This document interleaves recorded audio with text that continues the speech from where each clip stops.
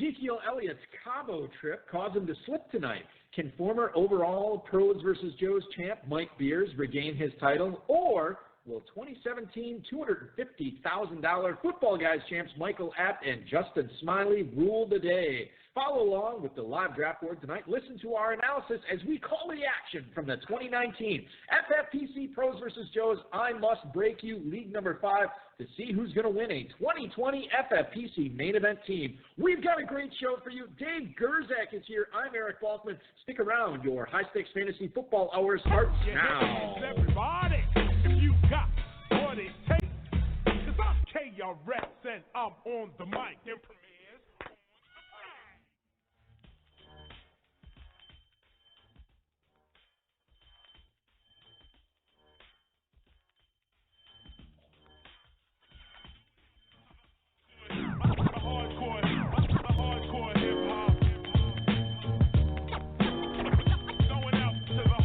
Broadcast live and heard around the world, you are now listening to the most entertaining hour of radio on the planet. It's the High Stakes Fantasy Football Hour presented by MyFFPC.com with your hosts Eric Balkman and Dave Gerzak. The High Stakes Fantasy Football Hour is your home for football analysis from the best fantasy players in the world. And now, because no one else was available, here are Eric Balkman and Dave Gerzak. With the master rhymer, that's the lead behind the video rapper. You know, the truck driver, tapper, down goes another rapper, on to another one, punch up the data, knowledge reigns supreme over. Top of the evening to you, Rob. Thank you so much. Greetings and salutations to all of the Balkaholics and Gerzakinetics hanging out, listening in tonight. Welcome to the latest episode of the High Stakes Fantasy Football Hour presented by MyFFPC.com. I am, of course, your slightly above average host, Eric Balkman. My co-host is the patron saint of fantasy football, Dave the Dizzle Gerzak. Coming up tonight, we have the fifth of six extra special bonus episodes for you. It is the FFPC Pros vs. Joes I Must Break You League Number 5 draft tonight, and we will be covering it for 2 full hours. You can follow the live draft board. I posted it in the Blog Talk Radio chat room. It's also posted on the social channels for myself, for the HSFF Hour, and for the FFPC, both on Facebook and Twitter. You can connect with us on Twitter at HSFF Hour, at Eric Balkman, at David Gerzak. Shout out to the chat room right now. If you guys have any questions, you can either post them in there, you can tweet at us, or go on Facebook.com/HSFF or give us a call, 347-426-3682, 347-GAME-OBA. You can also email the show at the inbox, highstakesfantasyfootball@gmail.com. If you have any questions for us, get them in throughout the broadcast tonight. We'll try to get to all of the tweets, questions, and emails in the fantasy feedback segment. Well, I guess we won't have fantasy feedback tonight because it's sort of like a whole fantasy feedback segment as we're going to be getting through some tweets and phone calls throughout the evening tonight. Our producer and mutual friend Rob, busy tonight, as well as our audio engineer and best friend Bryce, running things to make sure that this broadcast goes super smooth. As a reminder, over at myffpc.com, there's a ton of best ball leagues, classic leagues, dynasties, superflexes, all the way from $35 up to $5,000. The FFPC has a league for every budget. We just sent out the early draft slot announcement on Sunday. The next early draft slot announcement is coming on August 15th. So if you pay off those FFPC main event teams by August 13th, you'll find out where you draft coming up on the 15th. All right, let's get into the action here tonight. Here's the rundown as far as who is picking where. From the Quant Edge, it's Todd Burrows at number 1. Dave Scioto and Frank Renner picking second tonight. PlayerProfiler.com's Matt Kelly is going to be selecting third. I alluded to it earlier. The 17 FFPC overall champs, Michael Apt and Justin Smiley, are in the cleanup spot tonight, followed by the 2017 overall Pros vs. Joes champ, Mike Beers from RotoViz. He is fifth. Former guest of the show, Adam Krautwurst. He and his co-manager, Nathan Wegman, are drafting sixth. DynastyFootballFactory.com's Jeremy Brown at 7. Dan Williamson, the FFPC Joe, at 8. From Big Guy Fantasy Sports, it is Bob Long at 9. John Gifford, who you just heard on these airwaves this past Friday, he's picking 10. 4for4.com's Peter Overzet is at the 11th spot, and then Richard Lowe picking at 12 tonight. So good luck to all those gentlemen, and let's slip into the action, shall we? Dave, do you have an issue in the studio tonight, or are we all good? We're good. Okay, I just wanted to make sure. You looked a little put out. this is radio, so if I look like something, Well, I'm literally going to broadcast it because I feel like this is what makes good radio here. I'm going to pick my nose All right, right now. yeah, you can. Nobody's going to see that. Well, I figured you announce it. Do you like running backs, Dave? Are you a fan of the position? Yeah, they're pretty good. You are going to love the first 5 picks tonight. All running backs here as Todd Burrows goes totally off map. I haven't seen it yet this season, and now I can say I have. It wasn't Barkley. It wasn't McCaffrey. It was David Johnson, the running back from Arizona, going at the 101 tonight, with Saquon Barkley going to Chiodo and Renner at 2. Christian McCaffrey is the podfather, Matt Kelly's selection here at the 103, followed by Alvin Kamara to Apt and Smiley at the 4. Ezekiel Elliott does slip a little bit, I guess, based on his FFPC ADP over the last 3 days. He's been going on average at the 103. He falls to the 105 tonight. I'm sure David Johnson had a little bit to do with that. But Mike Beers from RotoViz takes him there. Tight end, the first tight end is off the board to Krautwurst and Wegman at 6. It is Travis Kelce. We've been seeing Kelce a lot at the 106 in these pros versus Joe's drafts. A trio of receivers next, DeAndre Hopkins to Jeremy Brown from DFF. Julio Jones, Dan Williamson after that, followed by Packers receiver Devontae Adams to Big Guy Fantasy Sports Bob Long. Le'Veon Bell off the board at 10. Juju Smith-Schuster to Peter Overzet at 11. And then Tyreek Hill.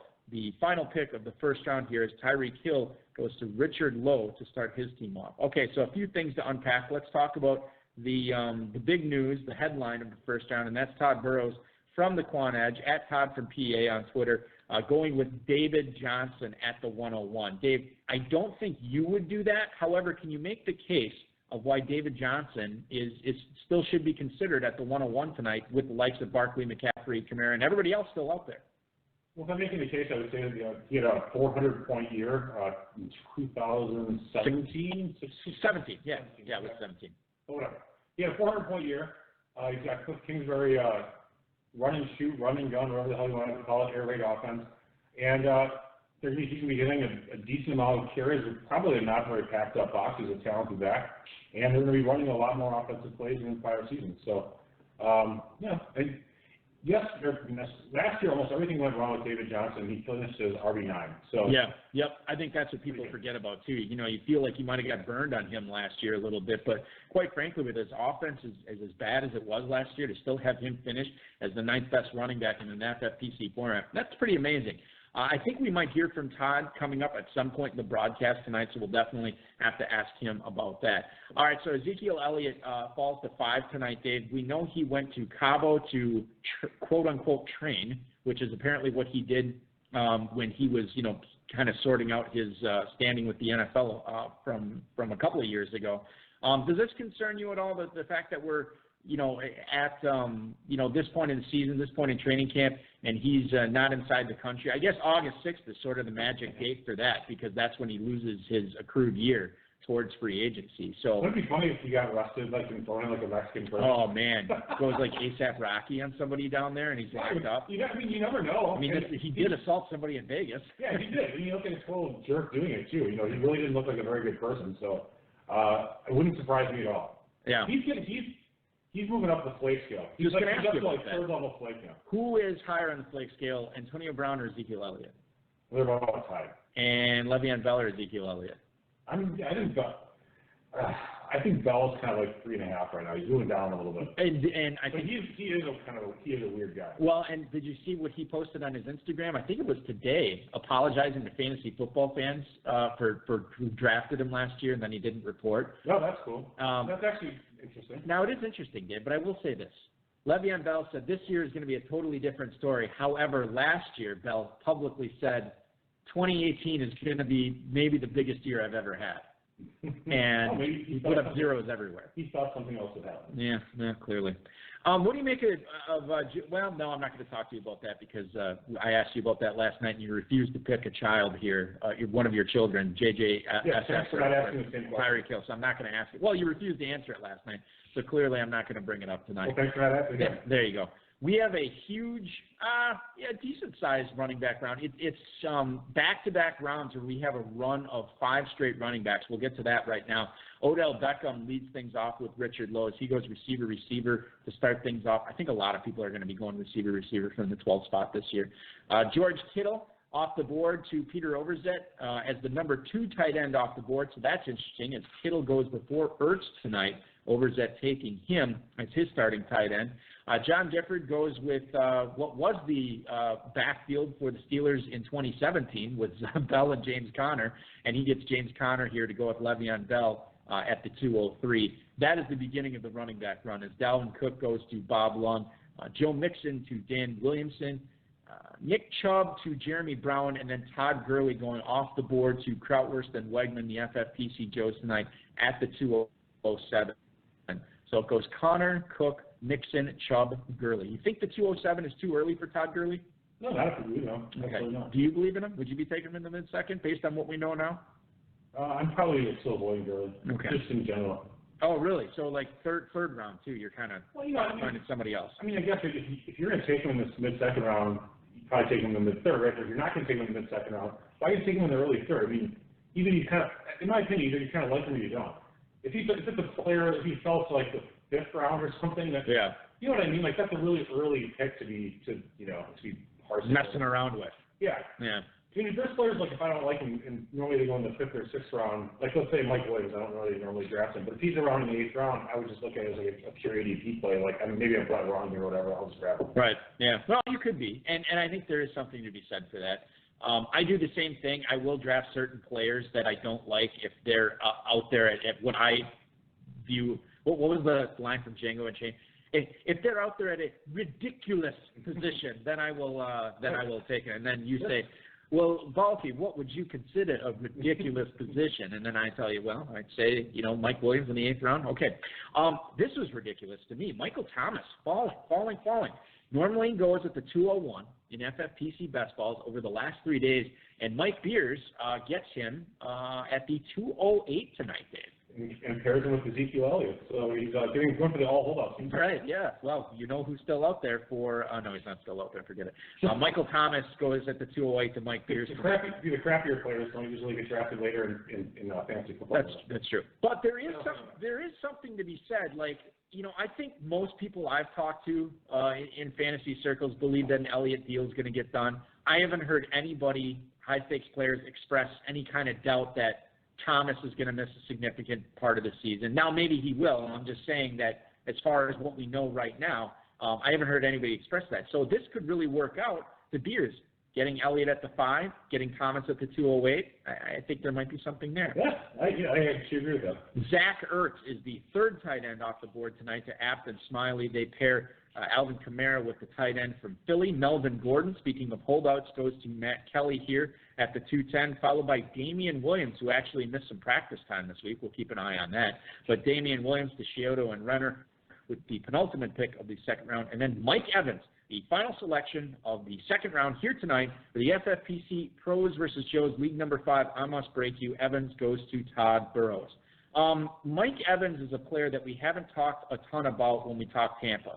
When we talk the Bucs offense on this show, a few names come up. It's Arians, it's Godwin, it's Barber Jones. How do you handle that? O.J. Howard we've talked a lot about. Mike Evans, Dave, do you think he just puts up similar numbers to what he's been doing, or does he actually put up even bigger numbers in 2019, knowing you have the mad passer in Bruce Arians running the show down there in Florida? With Evans, I think you definitely do have some upside. There's a chance that he's going to get more targets, more catches, more touchdowns. There's some downside, too. If Godwin really emerges, O.J. Howard emerges, Evans could be, could maybe do a little bit worse. So he does have some downside. And anytime you have change, there's always a possibility things don't always plan. And that's a good point. The more things stay the same, sometimes they change. Totally butchered that, but I butchered it for the purposes of the point I was trying to make there. Indeed. I was told there would be no math. Antonio Brown going at the 301 to Todd Burrows as we kick off the 3rd round of action here tonight. So David Johnson, Mike Evans, Antonio Brown. Nice little start there for Todd Burrows from the quantedge.com. Keenan Allen at the 302 tonight to Scioto and Renner. Do you think, Dave, as we look at this Melvin Gordon holdout, and I think if there's any holdout I'm taking seriously, it's Gordon's, how could this affect Keenan Allen and the Chargers going forward? Could he stand to, really outperform this 2-3 turn position if the Chargers go crazy through the air? Because the best running back they have, in my opinion, after Gordon is Austin Eckler, who's a skilled pass catcher. So they could be passing the ball all over the place, and I know Keenan Allen loves his targets. I don't really think that's going to make a huge impact necessarily. I mean, I feel they're just going to run their offense and they'll try and make do with Gordon not around. That's my opinion. Is there is Eckler and Justin Jackson, are they the obvious beneficiaries of Gordon's absence, or is there somebody else there that you think, not necessarily a running back, but a guy who could see his fantasy production go up a little bit if Gordon, in fact, does not report and is not playing for the Chargers in 2019? No one I can think of. Okay, that's fine. That's Hunter Henry a little bit. Okay. I was just curious if anybody stood out to you. Other than the running back. Other than the running backs, yeah.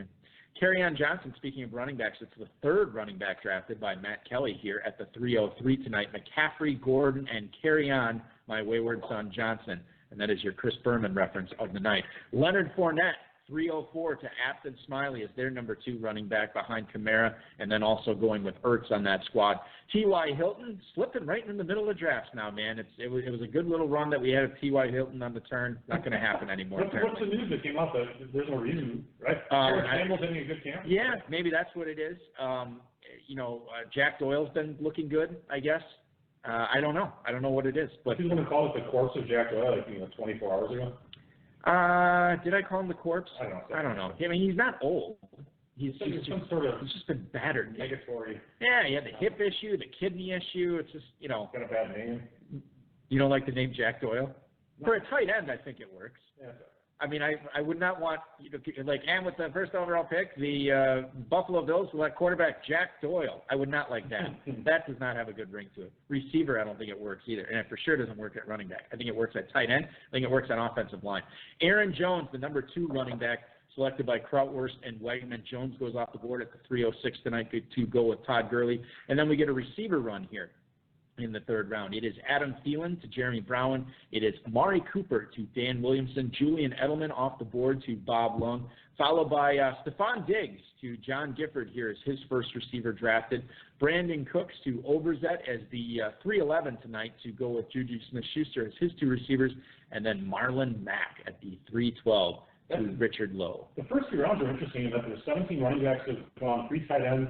And doing my math, that'd be 16 wide receivers. It's actually a pretty balanced draft. Very balanced. For a best ball league. And you can see picks 7 through 12, they all have 2 wide receivers, actually. That's amazing.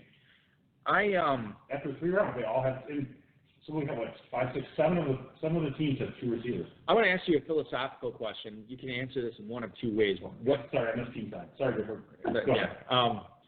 Should we talk about John Gifford, by the way, what he brought to the table on Friday? Okay, all right. We'll talk about John Gifford in a second. But a philosophical question that you can answer in one of 2 ways, Dave. Either what you would do, what you have seen, or what you think, what you've seen players do, I guess. Dual flex with the FFPC.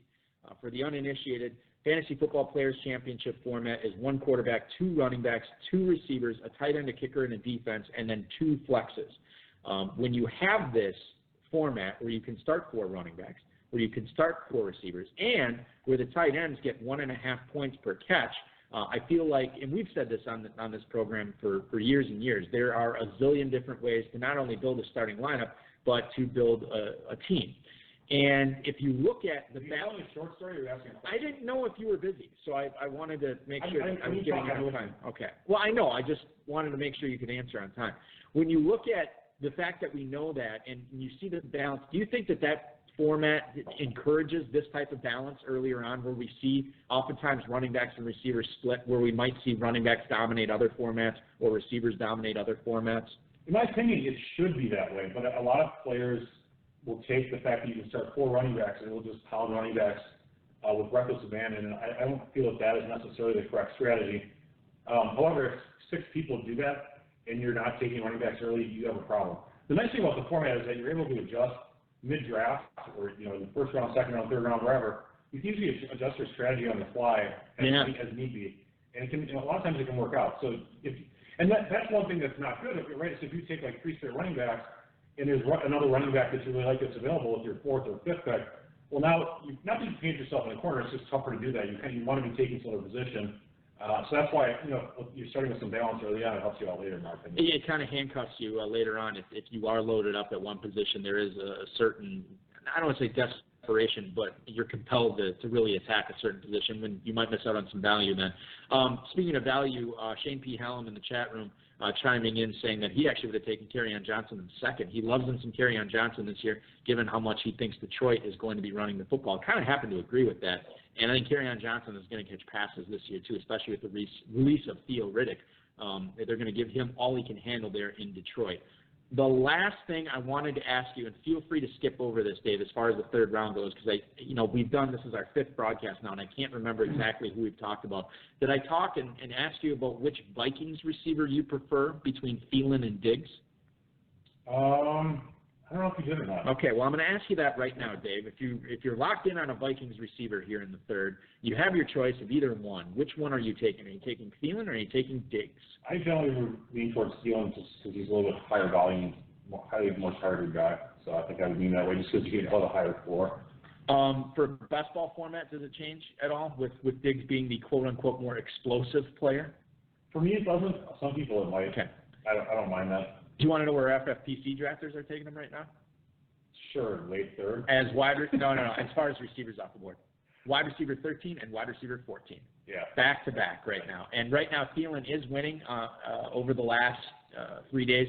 310 for him, 401 for Stephon Diggs. That is where we're falling in on that right now.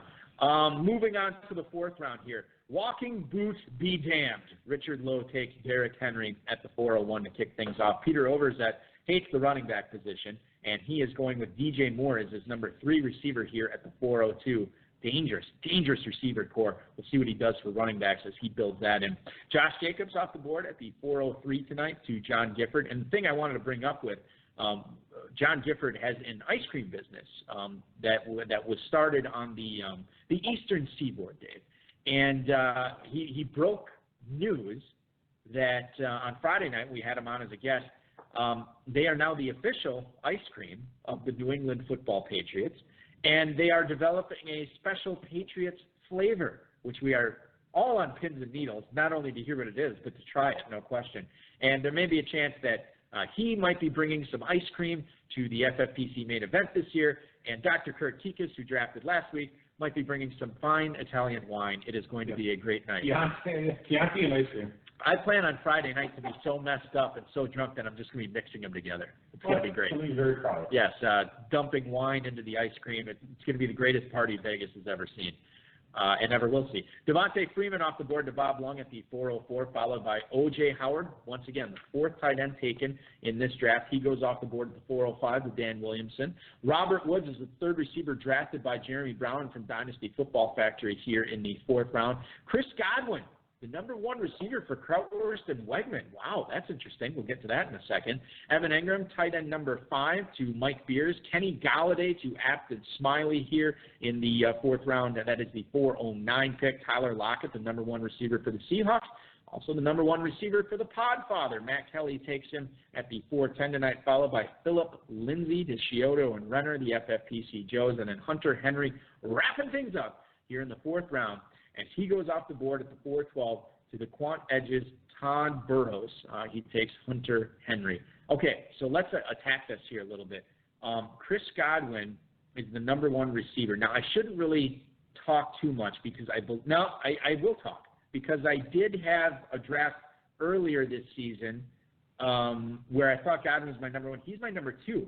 I don't know if I'd feel super comfy about Chris Godwin as my number 1. I guess you can do a lot worse when you're not taking a receiver until the fourth round. This gets into the whole draft philosophy question, Dave, and I think sort of since the best ball was invented in the late 1800s, people have always been sort of letting receivers fall by the wayside and then collecting them as it hits the middle rounds, I guess the early to middle rounds.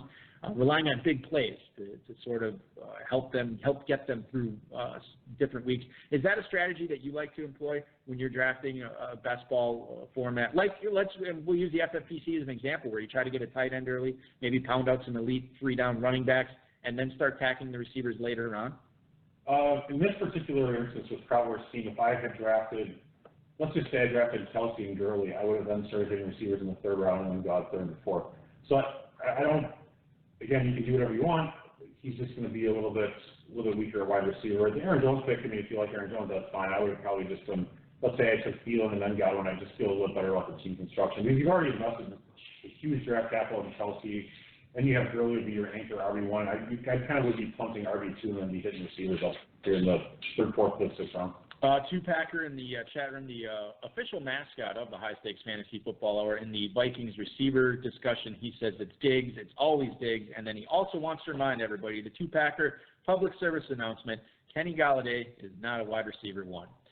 He is the wide receiver one for Apt and Smiley, but they didn't take him till the fourth round. So that is where we stand on that. I don't think any other picks necessarily are standing out for me here. I do want to go into the chat room. And Shane P. Hallam wants to know, Theo Riddick is deciding between signing with the Saints or the Broncos. Do either of those landing spots, Dave, make him fantasy relevant for you if he was to be joining the Saints backfield or if he was going to be joining the backfield in Denver? You know what? I was thinking about Theo Riddick. To me, maybe he's a player that just got cut from the line, right? That is correct. So I think he's just like a depth signing. He could very well get signed by the Broncos or the Saints, and I think people are like bringing up. They're looking at the Theo Riddick of the past. And granted, he's really good, really maybe great pass catching back. He may not really end up with much of a role. Maybe he's getting signed as a kick returner or something. And maybe he gets cut in the final cut. I mean, I can't be too concerned about Theo Riddick getting signed by either of those two teams. Can I run this by you, too? I don't think this is something we've talked about. Evan Engram for the Giants, he's Mike Beers' starting tight end in this format at the 408 tonight. And you look at what's happened to these Giants receivers. Now, granted, Sterling Shepard isn't out for the season. Golden Tate isn't out for the season. But if I can paint this picture for you, what if Daniel Jones does get on the field early? Do you think that Evan Engram is the type of tight end the type of pass catcher that Daniel Jones should just get eyes for and just lock on because it's convenient for him, these short passes, and Evan Engram could actually have a big blow-up season in the FFPC by grabbing a ton of catches this year? From Daniel Jones? From Daniel Jones, yeah. I'd be very concerned if I owned Evan Engram and Daniel Jones as my quarterback. So that I would not be liking to see that happen. As much as I think Eli blows, I would not want to see Daniel Jones behind the helm there. All right, to that end, how concerned would you be if you invested a top 3 pick into Saquon Barkley and Daniel Jones is starting games in early October for the Giants? Well, I would have some concern. Barkley is such an elite talent that I just feel like he does somewhat transcend that because he did really well against 8 in the box last year. He's going to face it again this year. I think he had the most 25-yard runs in the NFL last. I mean, he's a great football player. But you kind of do see it though in drafts. A lot of times in PPR leagues and FFPC, Barkley does not go number 1. He went number 2. I've seen him go 3 and 4 sometimes, and that's pretty much strictly due, I believe, to the Giants' offense possibly just being awful. We had a blitz to mania, by the way, Jeremy Roach in the chat room saying his Diggs is greater than Thielen, and then he says, agree Tupac. Apparently that's two-packer. Like Tupac is short for a two-packer, apparently, which I didn't realize, but we'll see what happens there. Dave, who's your favorite Henry drafted in this 4th round here, Hunter or Derek? Which one in this format would you rather have on your team this year? Throw the teams out the window. Which guy are you more likely to draft if you were drafting in a tight end premium format, Derek Henry or Hunter Henry? I actually like Hunter Henry quite a bit. I don't dislike Derek Henry, and I actually think that the whole walking boot thing is not a huge deal. It's what do we got? 41 days until the season or something like that. God, is it that far away? I thought it was closer, but maybe you're right. Yeah, I mean, for the Sunday draft, it's in that neighborhood, okay. Something like that. 31 days of August, it's the end of, so 32, 33 plus 7. Yeah. I was told there would be no math. Sorry. I would probably take Derek Henry. He was going quite a bit earlier. But I like Hunter Henry quite a bit. Okay. Both good picks. Moving on to the 5th round here tonight, Calvin Ridley is the 3rd wideout drafted by Todd Burrows. He goes at the 501 tonight. The quarterbacks have been cracked, and they are cracked by Chiodo and Renner, taking Patrick Mahomes at the 502. Is the 5th? So if you're, and we'll throw in tight end premium out of this, like really any fantasy draft, like with a similar format. Are you striking with Patrick Mahomes in the 5th round? Is that the sweet spot for you, Dave, or are you still stacking backs, receivers, or maybe a tight end there? It is kind of an interesting question because the 5th round, it's getting a little bit later for Mahomes. The whole regression to the mean thing does kind of make sense in that it just seems highly unlikely that he does quite as well as last year. I mean, he did absolutely kill it. And if it's 10% worse than last year, a 5th round pick on Mahomes is actually a really good pick. I'd have to start kicking it around. If it was like the late 5th round, for example, we haven't talked about some of the players being taken. If I was at like the 5-10, yeah, 5'11". There's a receiver that went in the 6', I would say. Other than that, once we get past that guy, I'd probably be starting to look at Mahomes. Okay, interesting. FFPC best ball drafters over the last 3 days have been taking him at the 309 on average, so really good value there for Scioto and Renner, if you look like that. Yeah. Allen Robinson is the second receiver drafted by Matt Kelly here at the 503. He pairs Tyler Lockett and Allen Robinson together as his starting two receivers in the same vein that Afton Smiley did with the very next pick. They get Mike Williams to go with Kenny Galladay. Kenyon Drake, the alleged backup in Miami, goes off the board to Mike Beers from RotoViz. You can obviously gauge how Mike Beers feels about that situation, going by what he did at the 505 tonight, grabbing Kenyon Drake. Mark Ingram, I think, probably one of our favorite fifth-round picks so far in best ball leagues in the FFPC this season, Dave. He goes to Krautwurst and Wegman here at the 506, followed by Chris Carson, the second running back drafted by Jeremy Brown from Dynasty Football Factory. Mini receiver run here, Tyler Boyd to Dan Williamson, Cooper Kupp to Bob Lung, Alshon Jeffrey to John Gifford, and then Christian Kirk to Peter Overzet as his 4th receiver. And then Jared Cook is going to go off the board with the final pick of the 5th round here. That is tight end 7 for him, the first tight end drafted by the FFPC Joe, Richard Lowe. I like at Richard Lowe's team, and he went receiver right away. He hasn't attacked the position since then. Hill and Beckham, if you were to go with two elite receivers like that, is this a similar strategy that you think players should employ is attacking the running back position, maybe getting a tight end, and then worrying about receiver a few rounds later than you normally would, given that you only have to start two, Dave? Personally, I would not be doing it that way, but I mean, if he wants to go that route, that's fine. I would just keep hitting the receivers and keep the receiver advantage. I'd probably splatter running backs throughout my draft at that point. All right. Well, let's have this caller splatter our eardrums here as we're going to go to the 330. And who are we talking to on the High Stakes Fantasy Football Hour tonight? What's up, guys? Bob Lung, Big Guy Fantasy Sports. How you doing? Doing well, man. Always good to hear from you in this competition every single year. Bob, have you, I don't know what you paid attention to as far as the other drafts have gone, but when you compare tonight's draft to the other Pros versus Joes drafts that are already completed, how does this one compare? How's this one going for you based on what you thought you were going to see? Well, you know me, I'm all about consistency. So, I obviously went after the consistent guys, and I'm trying to build a consistent core. And, being at the 9 spot, you're kind of at the turn, but you're also kind of a little bit closer in the middle. So I did take one flyer after taking my first 3 wide receivers in Devontae Adams, Julian Edelman, and Cooper Kupp, and I took A.J. Green in round 6 to be my 4th receiver, and I'm hoping for a quick, healthy return, and he'll be helping my team, catch up there, or really help them down the stretch. So I thought at that point I really couldn't pass him up. You only need to start 2 receivers. Yeah, you have 2 flex, but even as my 4th, I figure I'm in pretty good shape, and I'll grab some other guys later to fill around that. Bob, you are a veteran of this event. You've drafted many a team in this. Is there a point that, I don't want to say you throw consistency out the window because I know you never do, totally. Right. But do you get to a point in this draft where you start taking, I know you just mentioned A.J. Green, but taking flyers, right, guys that could outperform their draft spot to really give you a big advantage in this league?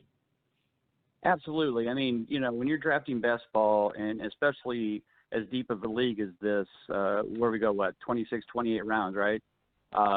And so, when you got that deep of a league, you've got to take flyers. You've got to take guys. You're like, you know what? If this guy has 5 huge games for me, that could be enough to get me through some bye weeks or get me through a week against a tough a tough competition. So, yeah, you have to take flyers. I mean, but I also want to get my consistent core. So when I went after, Dalvin Cook, who's 75% consistent, even though he's not that healthy, when he is healthy, he's 75% consistent. Julian Edelman, 92% last year. Devontae Adams, 100%. Cooper Kupp, 75%. So I want that core that I can rely on to hold the floor up higher.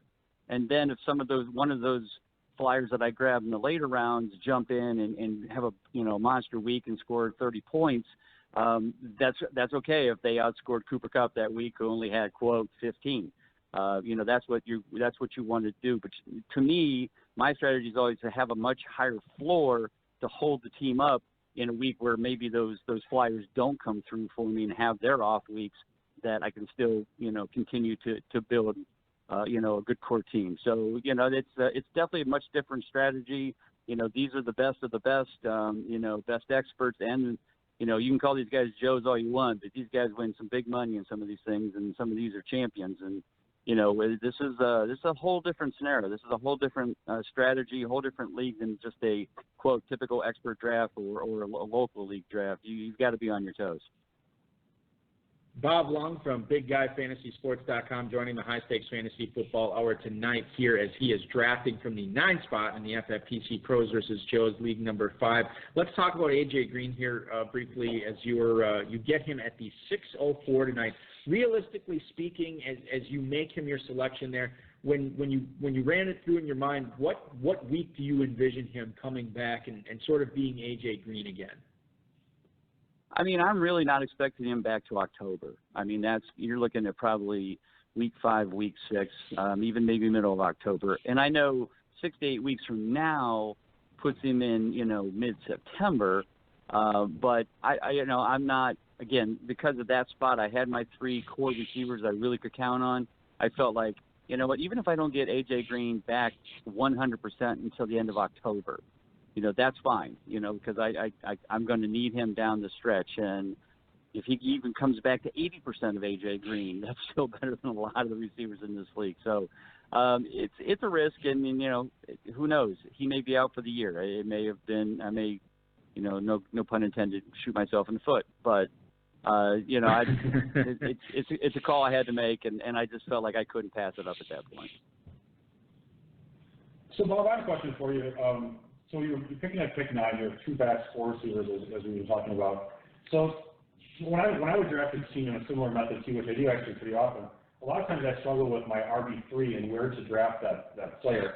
Because in best ball format, you don't have a tight end, and this is a tight end premium format, so there's a lot of teams that have been taking their tight ends, and luckily for you, no one's been doubling up yet. Then you have to, you're looking at the inevitable quarterback one coming up in rounds 8 through, 8, 9, 10, 11. So then I always am like, okay, where am I going to try and grab this third running back? What do you have I don't know how many people are listening here, but do you have a strategy in mind for your third running back along with, your tight end and quarterback coming up as to where you're going to go with that RB3?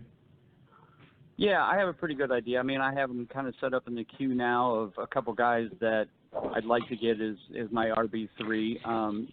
They probably won't be guys that'll be, they could be. It just depends on the format. And so, I'm excited about one of the guys, and I'm kind of watching the clock here. There's about 6 picks ahead of me, so I'm hoping to get this guy. I think I will, because there hasn't been a lot of love for him yet. But I've also read some things in camp that he's also really kind of dominating the first team reps. That's great. And, of course, when you're drafting, your third running back is not going to necessarily be someone you're trying to count on all year because your receivers are so strong. I mean, I think the Dalvin Cook and Devonta Freeman picks are really fantastic picks to couple with those 4 wideouts, actually. I mean, we'll talk more about your overall team once we have. Exactly. That's when we'll start seeing that. Yeah, no question.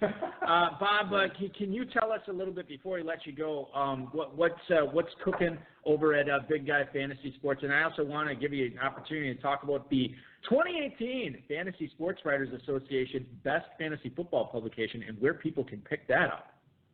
Definitely. Well, we'll go backwards then. We'll do that one last. So right now, the big thing, and you guys may have heard of it, so I'm putting together the Midwest Fantasy Football Expo in Canton, Ohio. It is on Sunday, August 18th. It's actually the day after the Kings Classic Draft, which is at the Pro Football Hall of Fame on Saturday, August 17th. So we're doing this expo with some of the guys from the Kings Classic coming over. Bob Harris and the guys from Football Diehards are going to be there at the expo. It's at the Cultural Center in Canton, Ohio. If you want to get tickets, it's MidwestFFexpo.com. Use code BIGGUY and you can get $5 off admission. But like I said, Bob Harris, Football Diehards are going to be there. Full-Time Fantasy, Scott Atkins, and all the guys are going to be there. Myself, RotoViz, I mean, just all kinds. We have over 30 booths, almost 50 experts, live mock drafts, a live podcast stage. It's going to be 100% focused on fantasy football. It's not going to be like that sports gun thing we heard about. So we're doing that on Sunday, August 18th. So hopefully people can come to that. But yes, thank you for the kudos on the winning the award last year for Best Fantasy Football Publication. I was very honored to be nominated 2 years in a row and then to win. And the 2019 guide, of course, is out and doing very well. It's on Amazon. Just go there, search for 2019. You can just search Consistency Guide, and it'll be the first thing that pops up, guarantee it. But you can get it there on Amazon, and then come to the Big Guy Fantasy Sports website, and you can get the VIP upgrade there, and you got the best of both worlds, and you have full access all season long, and can help you, add. I would say I'm the fries to everybody, all the Big Macs out there, the Fantasy Alarms, the, Full-Time Fantasy, the ESPNs. I'm just adding a little consistency on the side. So get the book, add some consistency to your draft prep this year, and hopefully it'll help you, do a little bit better in your leagues this year. You can follow Bob on Twitter at Bob_Lung, and definitely check the publication out on Amazon. It will help you in fantasy drafts this year. Good luck the rest of the way, not only in Pros versus Joes, Bob, but with everything that you have cooking up this summer and in all your leagues. Thanks so much for chiming in, man. Thanks for having me, guys. Thanks for the invite. Appreciate it. Yep. Bob Lung from BigGuyFantasySports.com popping in. Were you surprised with the A.J. Green 6th-round pick for him? No, actually, I like that pick. I think that was good value, huh? Yeah. Yeah, I think, as we talked about earlier, with 507, that's what we went last night. Not that that's early, but I don't feel like that's really like an insane value. But I think 604 it's getting closer. It's getting pretty good. All right, so let's move on. That was we just went over the 5th round. Let's catch up here a little bit. I don't think there is anything else I wanted to bring up. Oh, no. There was one thing. Speaking of A.J. Green. Tyler Boyd. Yeah, Tyler Boyd goes here at the 508 to a very talented drafter in Dan Williamson. You are a Tyler Boyd fan. You like him this year. The A.J. Green thing actually hurts him because Boyd had some of his best production last year opposite A.J. Green. Mm-hmm. Are you liking Tyler Boyd a little bit less now? Are you moving him down your rankings as far as drafts go, or do you think that the spike in volume that he might have might at least put a dent into not having A.J. Green drawing attention away from him? How do you handle Tyler Boyd now? I think you might have talked about this last night. I know the show's kind of run together. But I think Tyler Boyd will move up in drafts, and I think he actually is less likely to be quite as good without him 4 weeks. So I think he's kind of going the wrong direction. But I still like him quite a bit. It's so tough to predict how he's going to do now without Green. He was without him last year for a period of time. But on the outside, they don't really have anyone outside. Right, John Ross. Right, exactly. That's exactly what it is. Maybe they'll move Travion Williams out there. I don't know. I shouldn't say stuff like this, but like John Ross, I don't even consider him as I see him get drafted. I don't even care. Like if I'm doing a draft, I don't even cross him off or whatever. I'm like, well, he goes pretty late though. It doesn't. He's like a persona non grata. So it's almost like he's a blind spot for me. Okay, well maybe he is whatever he would have one catch as a rookie. Maybe this is his breakout year. Who knows? Indeed. Maybe the caller from the 339 that we're going to go to right now can shed some light on that. You're on the air on the High Stakes Fantasy Football Hour with Dave and Balky. Who is it? Hi, this is Peter Overzet. I was just debating if I should take a running back. Thought I'd maybe get some feedback from you fellas here. Oh, no, baby, keep going. Peter Overzet for How long can you go? 4for4.com. You've seen him, you've sort of seen him at the FFPC live event. Sometimes you've seen a man who looks like him, or should I say a man who looks like him, out in Las Vegas. But, yeah, Pete, you've gone with no running backs here in the 7th round. Honest to goodness, were you looking at a running back here, or are you just slamming the gas pedal down here in receivers and tight ends again? No, I was reading the terms and conditions. I saw the stuff about the tight end premium, and then it was 5 wide receiver slots and 0 RB slots this year, right, for the roster requirements on the FFPC? The only person. Jackass, I like to draft. Oh, right. Yeah, we get it. Well, this is interesting because we've seen 0 RB before. I don't know if I've seen anybody go to the 7th round without a running back, but it'd certainly be an interesting proposition for you, given how strong your receivers are. When you were looking at this, by the way, you're on the clock right now, Pete. Can you tell us who the pick was? Yeah. I just I took Rashad Penny. I was trying to build it up for dramatic effect, but I needed to pull the trigger there. I like the snap pick case. We Rashad broke the Penny seal. is your first. Yes, exactly. Rashad Penny is your first running back chosen in the 7th round. You knew you were going to be picking at 11. You knew that the elite running backs typically go earlier in the first round. How much of this, the way that this draft is unfolded here with all these receivers on your squad, how much of that was strategy where you really wanted to pound that position? Yeah, no, that was definitely what I wanted to do. I would say I've gotten most of the guys I wanted. I was hoping for Diggs to fall to me at the end of the 3rd and settled for Cooks. But otherwise, those, the first 6 picks were pretty much what I was thinking I was going to get.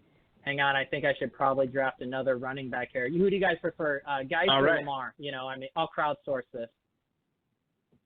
Well, I am not the biggest. I would take Geis. Okay, see, I would go the opposite way, but listen, I don't love either one of them more than the other. This is a real angel and devil situation on my shoulder. I'm going to piss off one of you here. I think I'm going to go Lamar. There you go. All right, that's totally fine. Okay, so now that you have these 2 running backs, Peter, when you go forward here, now your next pick will be in the 9th round. Do you envision yourself pounding the running backs quite a bit in the mid rounds, or is this something where you're going to take some handcuff flyers later than that and just hope to get lucky trying to win this 2020 FFPC main event team? I'll answer that, although I did realize I thought I was up, but Richard Lowe still had one more pick, so I swear to God. Okay, no, he took Mark Andrews. No, he's good. We're good. All right, yeah, we got Lamar. I definitely have to go. I assume no one else is listening. They're all too kind of feeble-minded to multitask like me, so I should be good to reveal my strategy to continue to try to get running backs. I think I need a few more, don't you guys? Yeah, probably a few. I wouldn't go hog wild on it, although some other people would tell you to. I think you are going to be the only person in this competition with Jarvis Landry as his number 5 receiver. That is really, really good.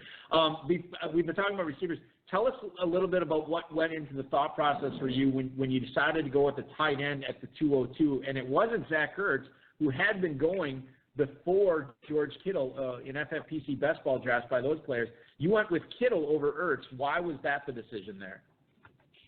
Yeah, I guess I'm just kind of down on Ertz this week. He just doesn't this week and also this year. He just doesn't excite me too much after the catch. I still think Kittle, even though his yards after the catch was absurd last year and people are expecting regression there, I think he could even have more touchdowns this year.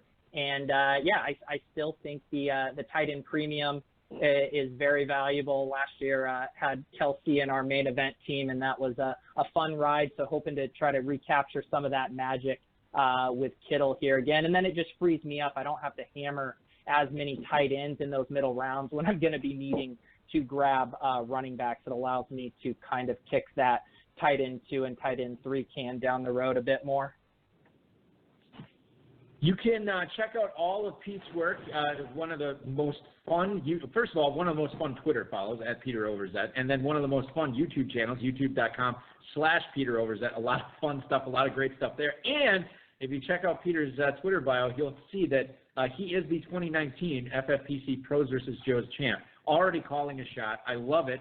That's the type of mentality we want to see from everybody drafting this competition this year. We will see you in Vegas again at Planet Hollywood, right, Pete? Yep, we will be there with bells on and Coors Lights in our pockets doing some podcasting for 4 for 4. And, I think they're hooking us up with a ton of T-shirts and a bunch of subs to give away. So definitely find me and Pat Corain at the FFPC main event and get a T-shirt and a 4 for 4 sub. It'll be a fun time. That's awesome.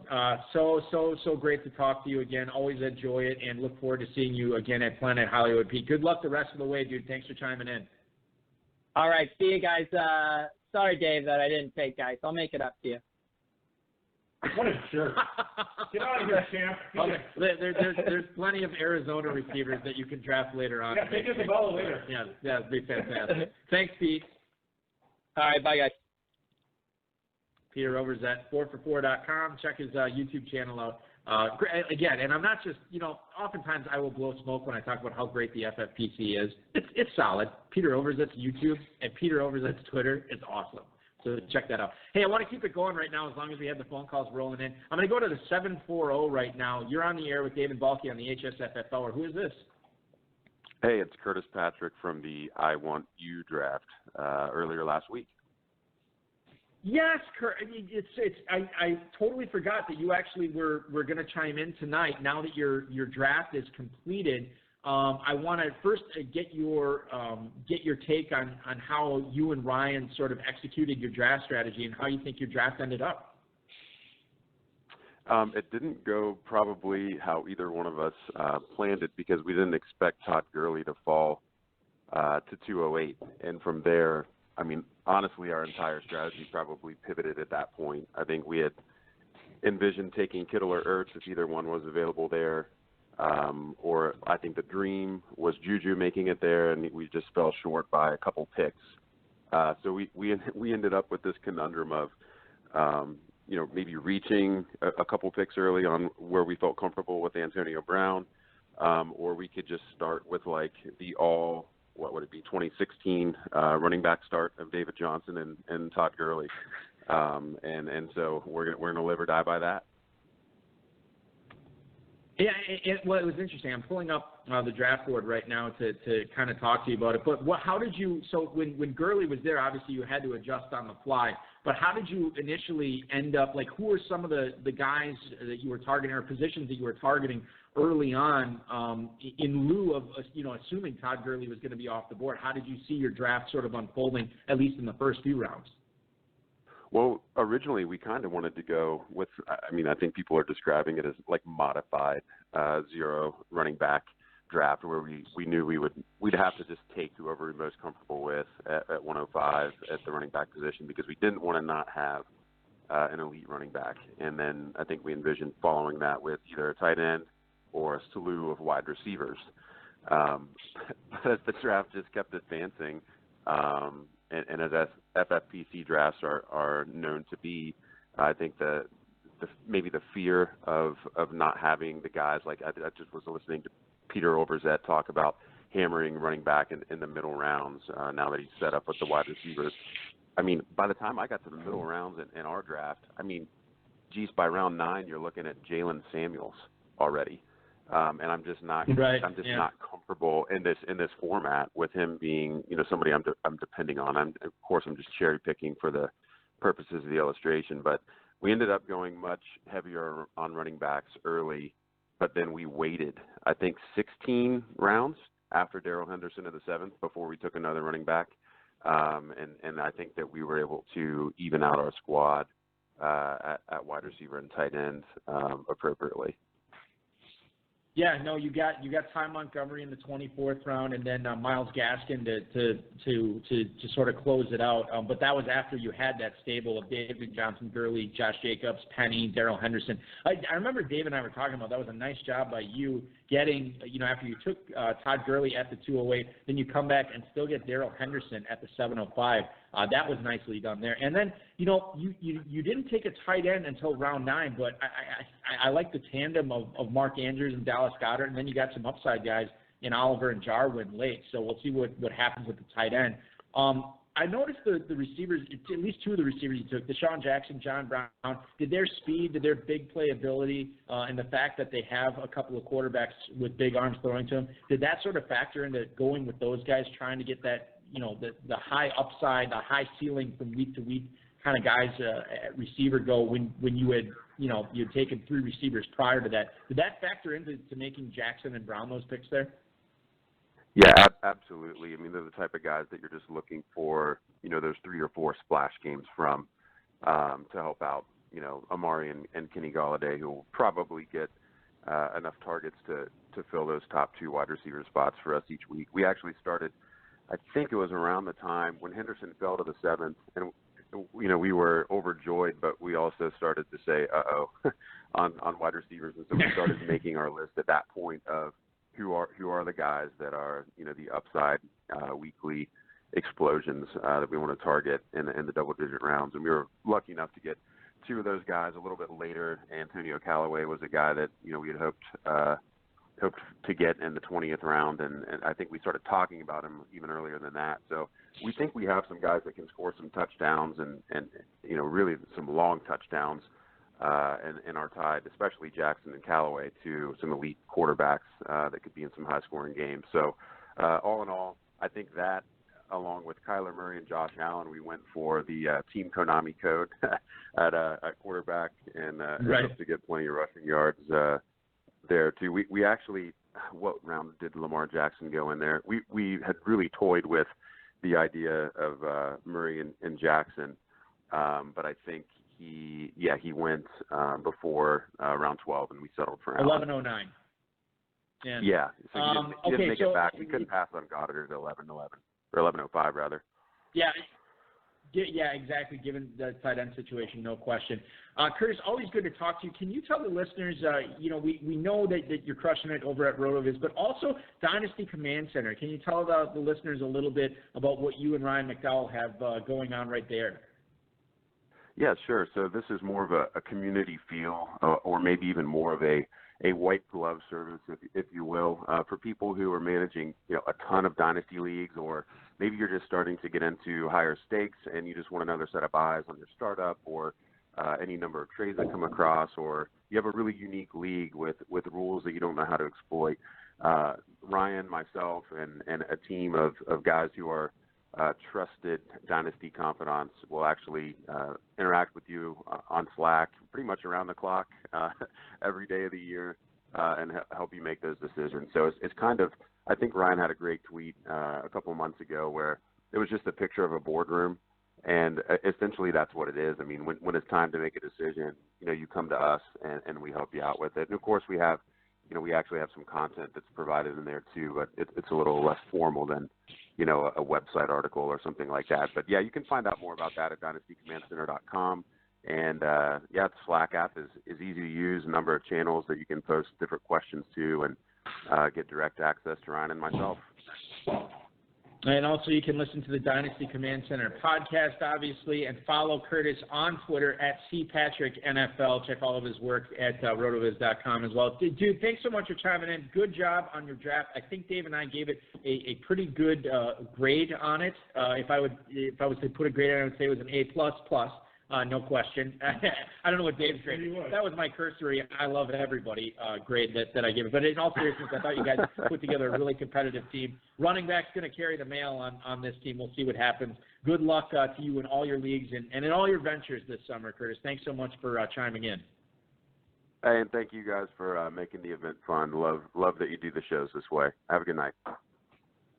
All right. Thank you so much, Curtis Patrick. With kind words, Dave. So nice to get those every now and then. Yeah, it's great. Which I guess, I make it seem like people are always like yelling at us and being upset. Most of the time we do get a lot of positivity, and we certainly appreciate that on the show. I want to get to one more caller here, but before we do, let's just a lot of callers. A lot of callers tonight. I do want to get through one more round here just to kind of take everybody through as we're falling a little bit behind. Let's get through the sixth round.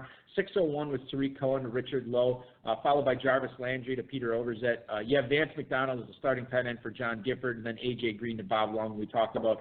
David Montgomery, the rookie for Chicago, is going to Dan Williamson as his number 2 running back. Sony Michel, third running back selected by Jeremy Brown there, and then Will Fuller off the board as Krautwurst and Wegman's number 2 receiver. James White, the third running back drafted by Mike Beers here tonight at the 608. Robbie Anderson to Michael Apton, Justin Smiley, and then David Njoku, the starting tight end for Cleveland, is the starting tight end for the Podfather here as Matt Kelly makes him his pick at the 610. Corey Davis and Tevin Coleman, 2 luminaries on my dynasty squads, several of them over the last few years. Corey Davis to Scioto and Renner, and then Tevin Coleman, the final pick of the 6th round. Okay, let's go over to the phone lines right now. I believe we might have a Skype caller. I could be wrong. I don't know. I'm not smart. But I am hosting this podcast right now, welcoming in our next guest. Who are we speaking with? David Njoku to the Podfather. Oh, yes. Oh, boy.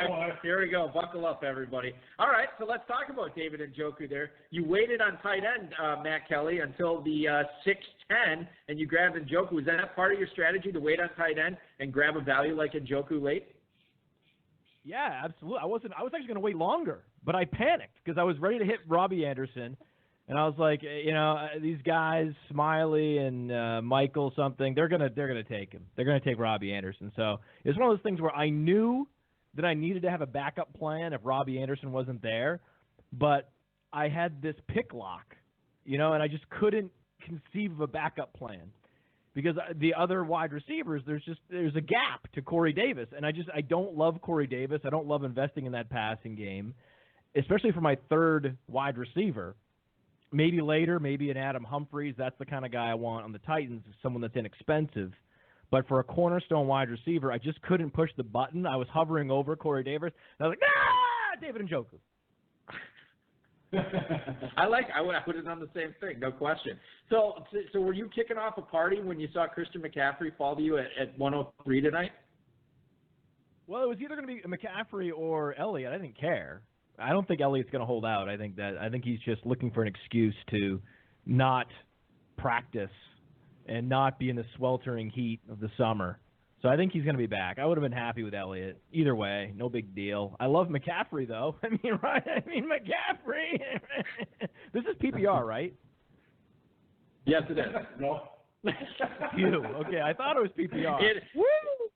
It is. No, it is. You're good. You're good. Fine. Yes, Thank that's God. an excellent. He is the NFL record holder for receptions Right. at running back. I was actually more excited to get Melvin Gordon because I think that Le'Veon Bell was a cautionary tale for organizations, agents, and players.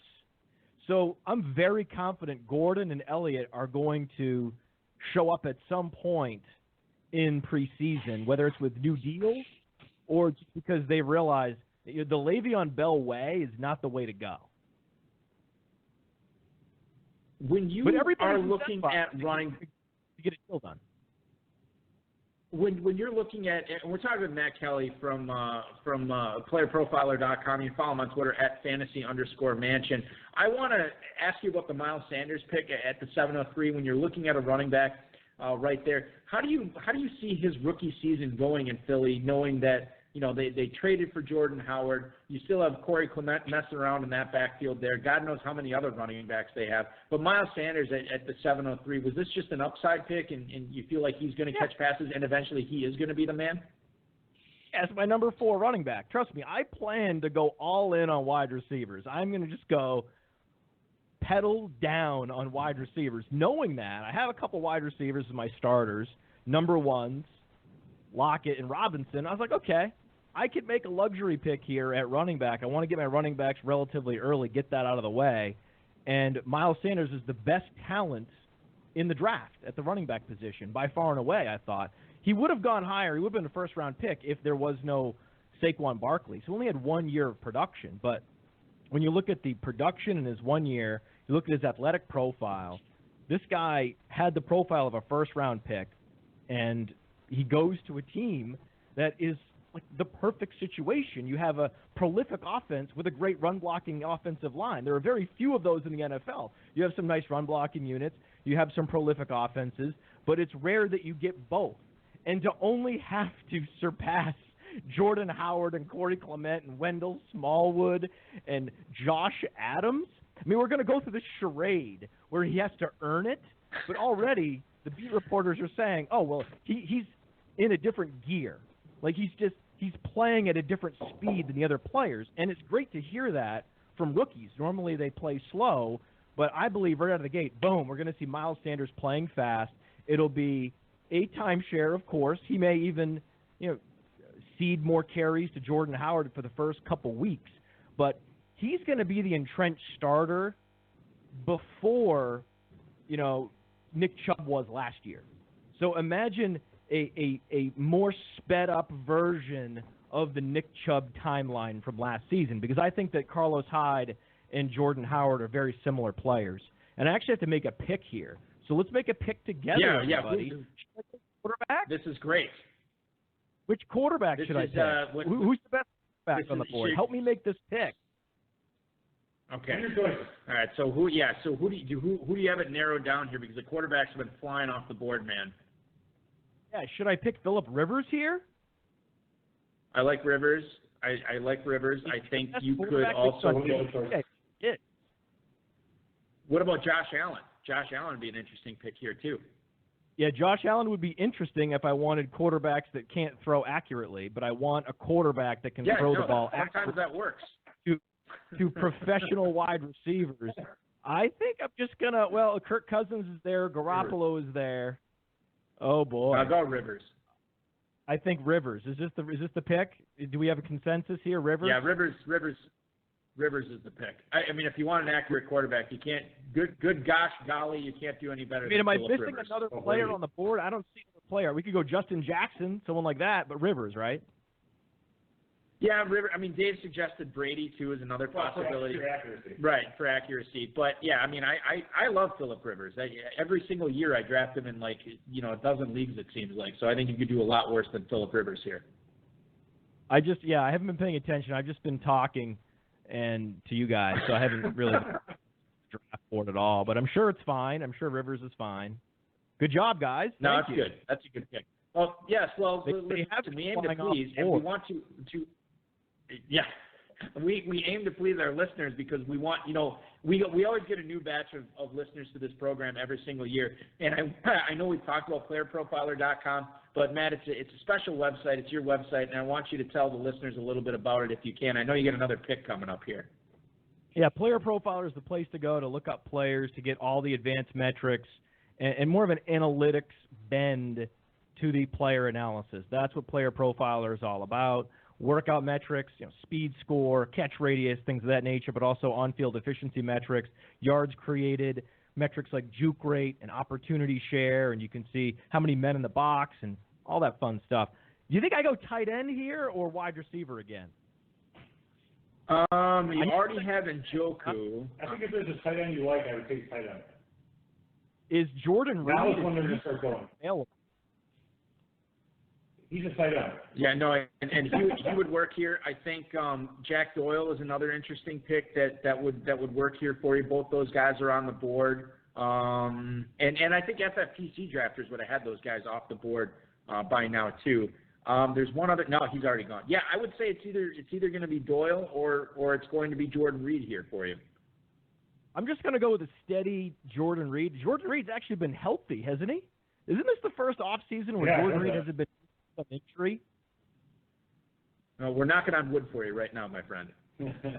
Right, but Jordan Reed, isn't he still just 30 years old? I mean, he's being drafted like he's Greg Olsen, but I still think he has more juice than some of those older tight ends like Delaney Walker. I'm going to go ahead and push the button on Jordan Reed. Well, what's his target competition in Washington? Josh Doxson? Yeah, it's pushing the button on Jordan Reed. And by the way, Matt, Jordan Reed just turned 29 on July 3rd, so he doesn't turn 30 for almost another full calendar year. That's a full year of value right there. I got the number one receiver on Washington. Thank you very much. In which round? What round are we in? Round 11? You know 11, what I love about 11, that? Yes. Spears would have picked him if I hadn't picked him.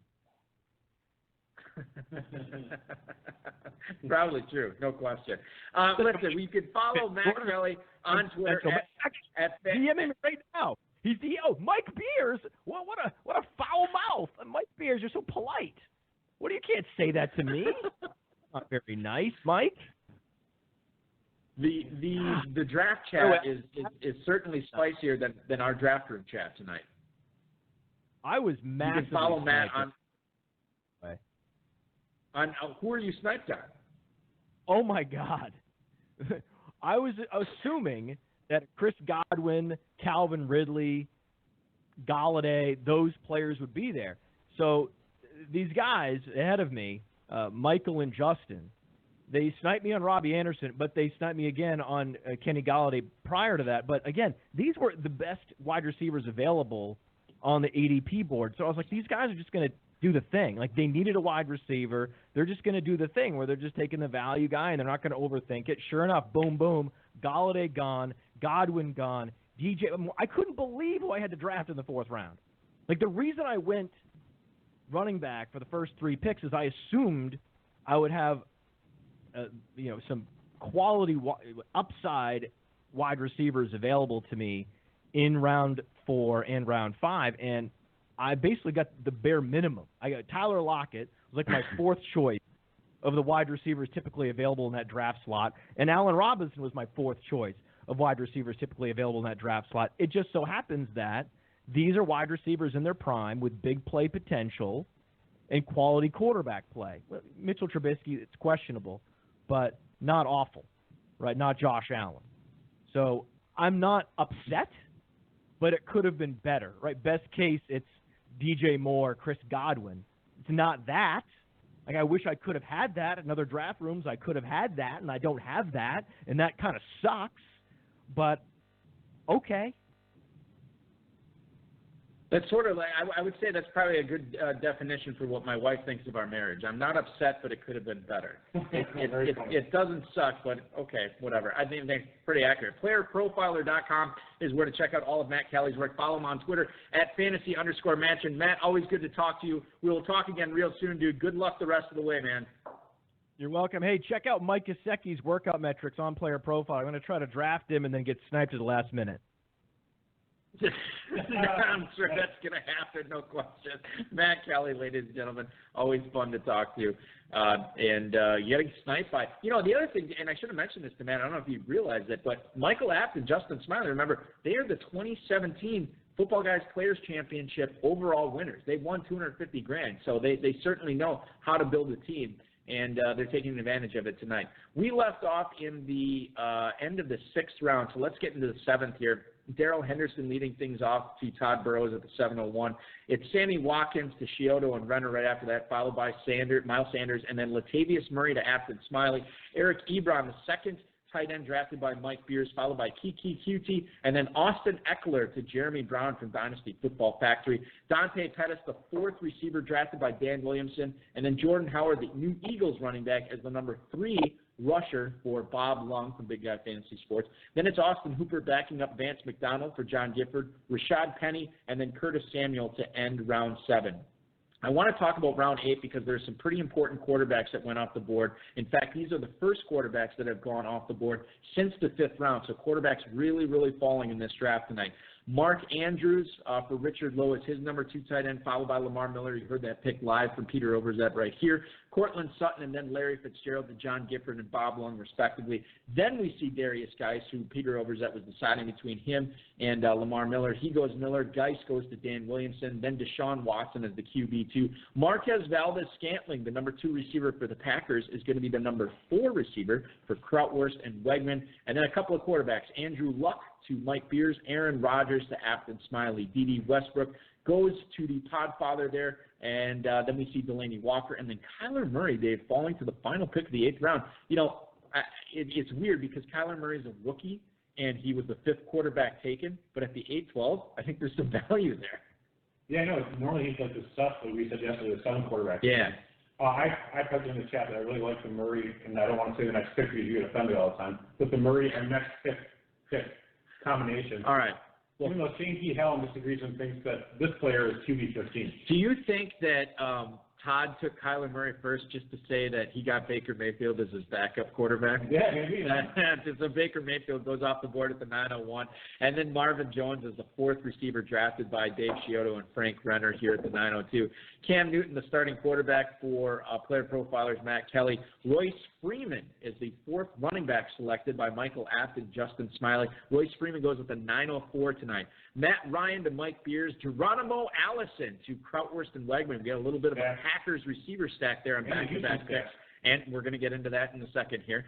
Kyle Rudolph right after that to Jeremy Brown. And then 3 straight quarterbacks, Carson Wentz to Dan Williamson, Russell Wilson to Bob Lung, and then Jared Goff to John Gifford. Hey, same initials. They are the starting quarterbacks for each one of those teams there. Then you have Ronald Jones to Peter Overzet with the penultimate pick of the 9th round here. And then Lamar Jackson off the board as the starting quarterback for Richard Lowe. A little bit of a Baltimore stack there, Dave, with Mark Andrews and then Lamar Jackson. Will Lamar Jackson be accurate enough to throw it to Mark Andrews? That remains to be seen. A lot of quarterbacks going off the board here in round 10. Drew Brees to Richard Lowe. Justice Hill to Peter Overzet as he keeps hammering those running backs as he said he would. Jameis Winston to John Gifford, Ben Roethlisberger to Bob Lung, and Dak Prescott to Dan Williamson. So those 3 teams did not have a quarterback entering round 9. They leave round 10, each of them with 2 quarterbacks. The broken-thumbed Sterling Shepard going to Jeremy Brown here as his number 4 receiver in round 10. Mitchell Trubisky to Adam Krautwurst and Nate Wegman as their starting quarterback. Trey Burton, the 3rd tight end drafted by Mike Beers here from RotoViz. And then Peyton Barber to Michael App and Justin Smiley as their number 5 rusher. Phillip Rivers, you heard that pick from the Podfather. And then Chris Herndon, the backup tight end for Chiodo and Renner. Deontay Foreman, the 10-12, Todd Burrows from the Quant Edge, as we wrap up 10 rounds of drafting action. We have not talked about Deontay Foreman a ton this offseason, Dave. A super young guy coming off that Achilles injury. Are you off him or on him at the end of the 10th round? I know he's being talked up. I'm still not drafting a guy coming off an Achilles, so I'm passing. I'll let other people take him. If he does well, he's going to do well. I'm just looking at to see where Deontay Foreman is normally. He normally goes at the 10:09, so that's right around the same spot where he had been going in FFPC drafts. Let's go back to the phone lines here, and we're going to go to the 610. You're on the air on the High Stakes Fantasy Football Hour with Dave and Balky. Who is this? It's Todd Burrows. You caught me right on my Donta Foreman pick. Oh, perfect. Podfather's up right now, and he was on for about 8-9 minutes, so the headache is real. That's good, man. I love you guys talking smack. Okay, so all right. I just heard Todd, I mean, he might be a nice guy, but probably go with a third tight end here. I got Hawkinson. Yeah, I'm going to go Hawkinson, I think. I was going to say that Hawkinson is your third tight end, Dave. I like that. Hawkinson's been looking great in camp. Yeah. He's the most pro-running tight end out there. I think he's a good rookie year. He's ready. Now I gotta pick. I'm gonna go with my 4th wide receiver here, and I got 3 guys that I'm. Should I tell you the 3 guys, or is that in poor taste? Sure. I got Anthony Miller, Dante Moncrief, and Tyrell Williams. I'm pretty sure I'm going to go with one of them. But give me your thoughts before I look at my team first, and then tell me what I should do there. Personally, I like Tyrell Williams. He's 27 in his prime. I'm not a big Moncrief fan. He's only had 5 years to break out and hasn't done it.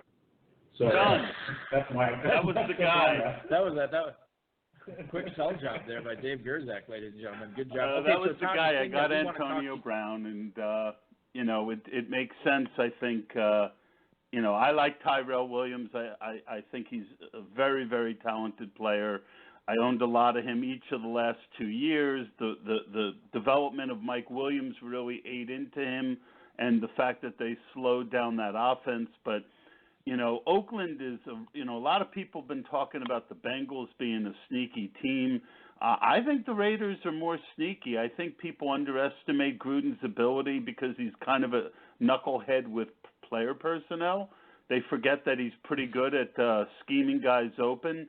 And, I really like that offense to surprise people this year. So, Todd, and we're joined by Todd Burrows here, the host of the Run to Daylight podcast. Follow him on Twitter at Todd from PA. We want to talk about what you did tonight that nobody has done in any of the Pros versus Joes drafts thus far with the number 1 pick, and let's take somebody other than Barkley or how McCaffrey. The Podfather gives me a headache? No. Sure, no, I want to hear. Okay, well, we want to get into it. No one has ever done that on the show before? All right, I'm sorry, I interrupted. No, I'm kidding, Podfather. The headache's real, but I don't mind you too much. Go ahead. So what about David Johnson at the 101? Tell us the thought process there, Todd. I'm really big on the Cardinals this year, and I felt like from the corner I was going to have a lot of trouble getting Kirk and Kyler. I can't believe I got Kyler that late. I've got I agonized. I thought it was pretty simple that I was going to go David Johnson, but Christian McCaffrey. They clarified the statement today that I had been worrying about him. That they were going to take his touches down a little bit, and I just worry with McCaffrey. I mean, they're both great picks, right? We're talking about guys. The difference between them hopefully shouldn't be too much. I can't say that I disagree with McCaffrey going ahead of him normally, but I just thought that I wanted a piece of, I would guarantee myself a piece of what I expect to be the cheat code for winning at fantasy football this year and get David Johnson at the 1. Yeah, and the other thing I want to talk to you about a little bit is the Darrell Henderson pick here at the 701. Now, he normally does not last that long in FFPC best balls. Even recently, his ADP, as I bring it up here, is normally going at the, 701. So right there is where he's normally going. So you look at Darrell Henderson, and how do you gauge that Rams backfield this year, Todd? When you look at Gurley with the knee issues, a lot of people were panicking earlier. I think that's subsiding a little bit, maybe not a ton. But what's Darrell Henderson's role this year? Because certainly there's a high ceiling there for him. Yeah, and but I think there's going to be a bit of a floor there too in that offense. I think they identified the fact that when Todd Gurley got hurt, the offense wasn't the same without the screen game. I read that today. But if you look at my team, I really was shocked that I got Evans and AB at the end of the second and beginning of the third round. I was really pretty shocked that Hunter Henry made it to me, and Calvin Ridley was a good pick. So I felt like after the DJ pick, I had gotten a lot of great value. I think the when does Tevin Coleman normally go in this? Because in a regular FFPC... Todd, over the last 3 days in FFPC best balls, he's normally going at the 605. You got him at the 612, so obviously a half round of value there, no question. Yeah, so I felt that he was a value, and I just feel like you need to mix risk into every team, that every team is a balance. And let's face it, if Gurley can't go, Henderson has league-winning upside, and shout out to Dave Hubbard and Nelson Souza and Noah Rudell for talking me a little, explaining to me, I've learned a lot from those guys this offseason, and I about taking those game winners. So I think that he's one of those guys that maybe he doesn't have as safe of a floor as I'd like, but he definitely has that league-winning upside that you're looking for in a winner-take-all best ball. I will say, Todd, that your interactions with those guys on Twitter are part of the reason I still go on Twitter. Otherwise, I hear it's political trash and stuff I just can't stand. So much negativity. But you guys have good interactions. Talk a little smack here and there. But there's good information being put out by all you guys, so it's good stuff. Yeah, well, and I'm. Everyone has their own idea of what their brand is. I do podcasts, but I feel I'm a player first, and my podcasting and the writing that I've done is part of my process to get better. I like getting people that are smarter than me, and if they're not smarter than me, I want them. But every guest I get, I'm not just trying to shove my opinion down their throat. I want to know what makes them tick. And, when you deal with guys like Hubbard and Souza and Jeremy and some of these other high-stakes guys I've been honored enough to deal with lately, I feel it's made me a better player, and I'm really glad about that.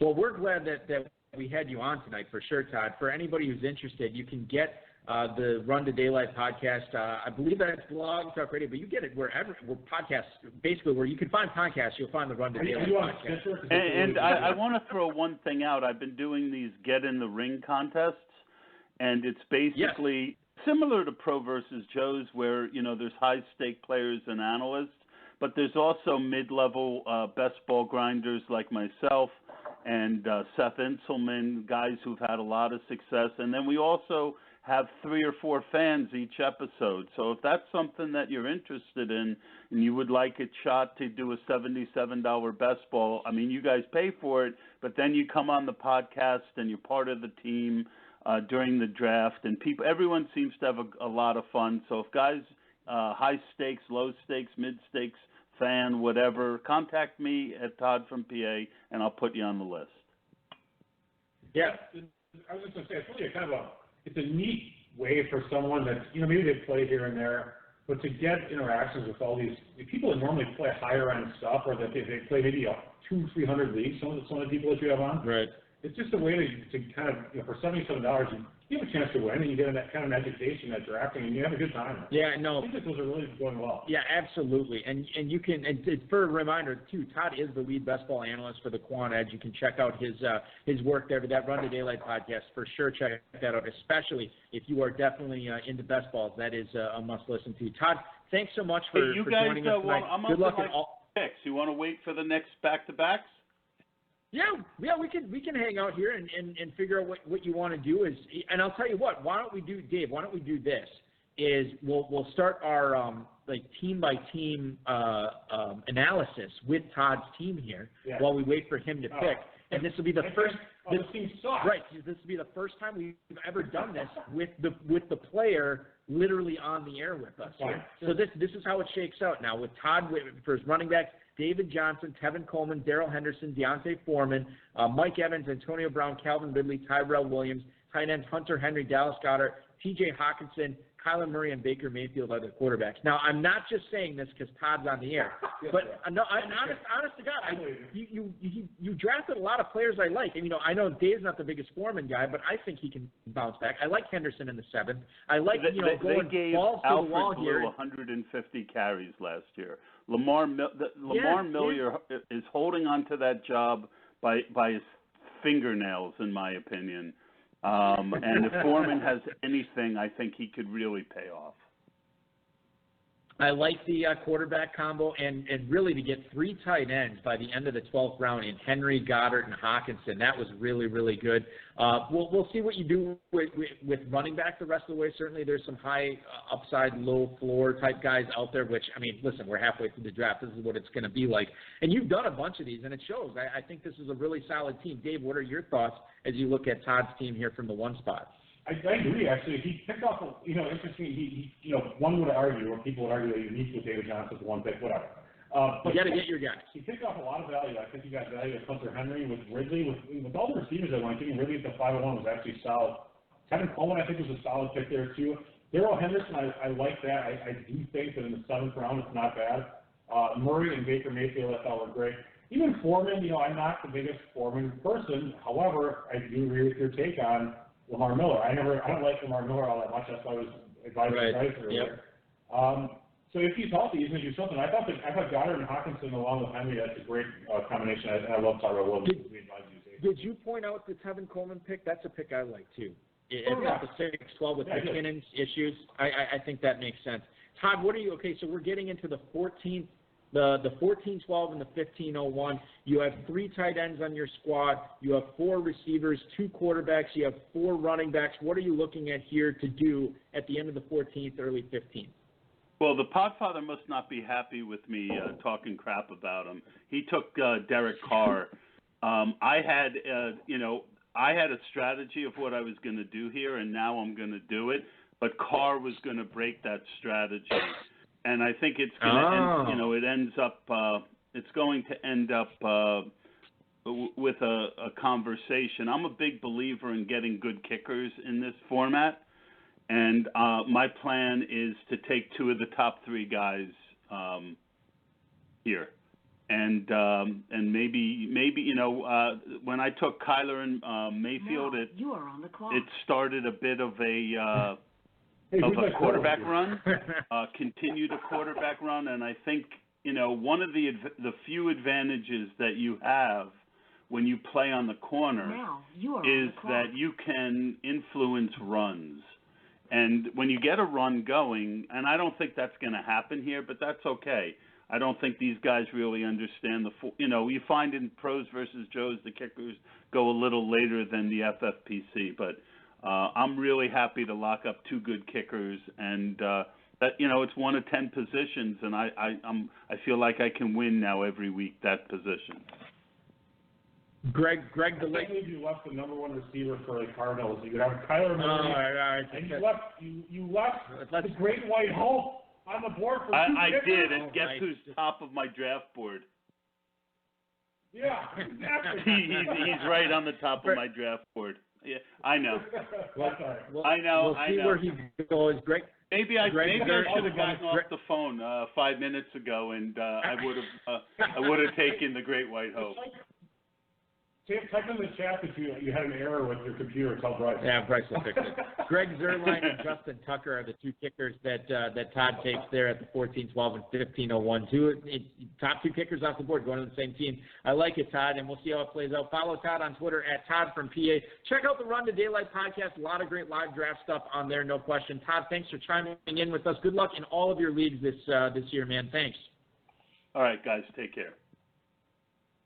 Todd Burrows, ladies and gentlemen, always good to hear from that dude. Let's pound out. I'll tell you what. I know we started the team analysis a little bit early. Let's pound out one more round here, as we left off with. I believe it was round 10. Yeah. So let's get through round 11. Just go faster round 11 and 12. Oh, you want to do 11 and 12? We'll do 11 and 12. All right. So Dallas Goedert to Todd Burrows at the 11:01.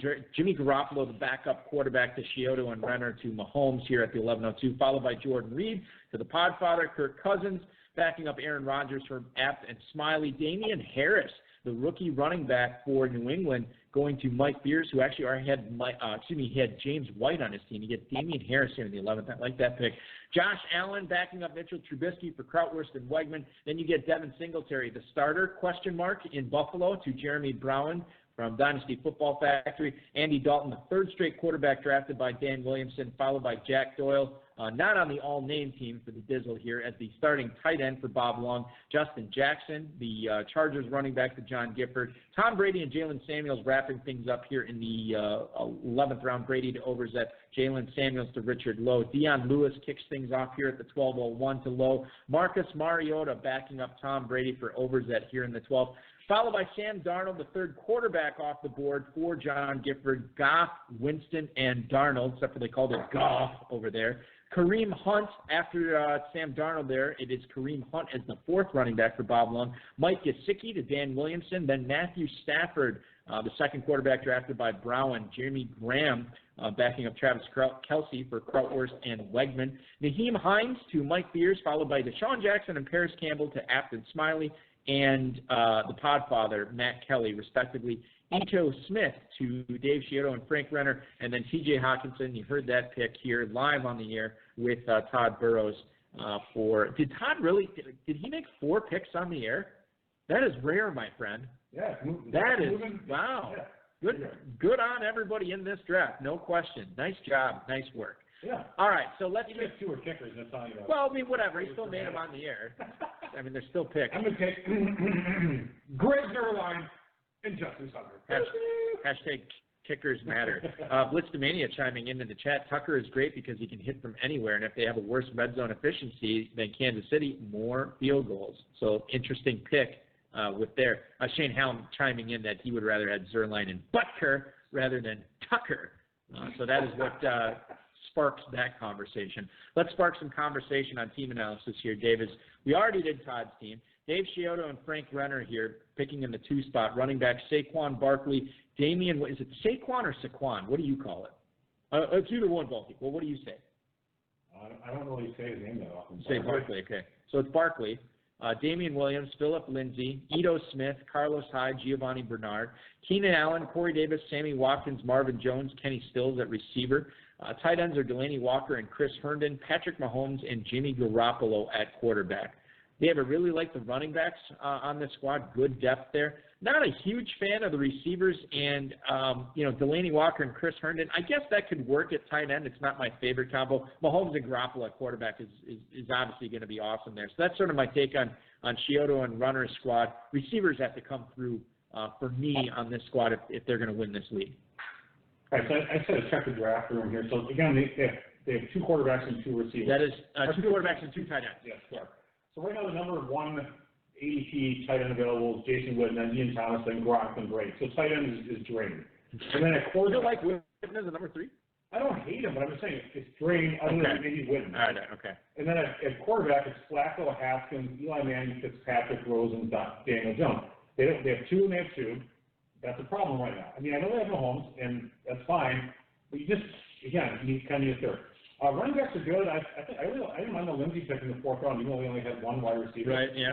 I think Corey Davis and Watkins and Marvin Jones and Stills, they're okay. I think they're going to be a little bit weak at receiver, though. That's definitely one thing for sure. I thought the Ito Smith, Carlos Hyde, and Bernard picks were good. So I guess it gets tough when you have 3 of your first 4 picks be running back and then take Mahomes, because your receivers just invariably are going to be weak. So I think that's kind of the problem I have with the team. It could compete, but they're going to need to compete from a different standpoint than normal, in that their quarterback is going to lead, running backs are going to lead, receivers are going to probably be pretty weak overall. Let's go, before we get to the analysis on the Podfathers team, let's go back to the phone lines. We got the 301 on the air right now. Who are we speaking with? This is Mike Beers. I'm just about to be on the clock. You're 1.05 in this draft. All right. Mike Beers, former overall champion of the FFPC Pros versus Joes. He is about to be on the clock here in round 16. Take us through your thought process as you look to acquire another player to try to help you get that belt back. There's no belt. Well, whatever. Yeah, so, I probably need a wide receiver here. I've been kind of sitting out wide receiver since I got a gift of Michael Thomas at toward the second round there. And there's not really anyone I really love. So I'm a little conflicted here. I'm using my little, yeah. I got under a minute to figure it out. I'm using my the tool that I built for RotoViz, this FFPC Command Center, to tell me who I'm supposed to take. Unfortunately, there aren't very many wide receivers at the top of that list. But I think what I'm going to go ahead and do is bet against the miraculous Emmanuel Sanders recovery in Denver and with Deshaun Hamilton here. I think he's been a nice value throughout the draft season. Yeah, so, yeah, no, I yeah, what are you saying? Yeah, go ahead. No, go ahead, Mike. Yeah, no, I was just saying I'm feeling pretty good about my team here. I'm worried that I'm going to get ousted from RotoViz for waiting until the 13th round for my wide receiver 3, and I'm suspended at that for with that pick. But I'm liking the way things fell. Mike, you're bad for the brand. Well, sorry, man. Well, I mean, but okay. We're gonna have to put you on but also look at it from the standpoint, somehow he got Michael Thomas in the second round. I mean, that's insane. You couldn't have predicted that, given where you were picking here, and then T.Y. Hilton right after that. So you get Thomas and Hilton, and then that makes a lot of sense. I mean, you can kind of skip receiver for a while. I like the fact that you get 3 tight ends before round 10. Not a lot of people will do that with Engram, Ebron, and Burton, and you can kind of cobble the receiver. Well, I guess you'll have to cobble the receivers together now here with getting your number 3 in round 13. But I think you did some pretty good stuff with tight ends and running backs prior to that, man. Yeah, thank you. I mean it's not at all how I expected this to go. That's what's the Mike Tyson quote? You got to plan until you get punched in the face or whatever. I thought I was going to get Kelsey at the 5th pick, and he was still there, but so was Zeke. I wasn't expecting Zeke to be there, so I went with him. And then in the second round, I figured, okay, I didn't get Kelsey. If Ertz or Kittle happens to make it, I'll just take them. Kittle went earlier, but Ertz was still there, and I didn't pick him, which it was not something I expected at all because Michael Thomas was still there. It has gone totally off script, but the way I'm looking at it is I got a gift with Michael Thomas that late, and I'm going to take advantage of that. If I'm going to be handed that, I'm going to wait to fill out the wide receivers. There's so many guys available late. I don't like to wait sort of as long as I have in general in these drafts, but given that I got that kind of value, I feel a little more comfortable with it. Mike, I find it interesting if I was looking at drafting your team with you. In the 5th round, I'm guessing you were looking at wide receiver, and then Kenny Drake is still out there in the 5th round, and there's all this Balazs and all that, and so you took Drake, and then come back around the 6th round. Again, you're probably looking at a receiver, but James White, who was a top 10 running back last year, made it all the way to you. So I kind of felt like both those guys were values that dropped you at the running back position. Is that how you felt with those 2 players?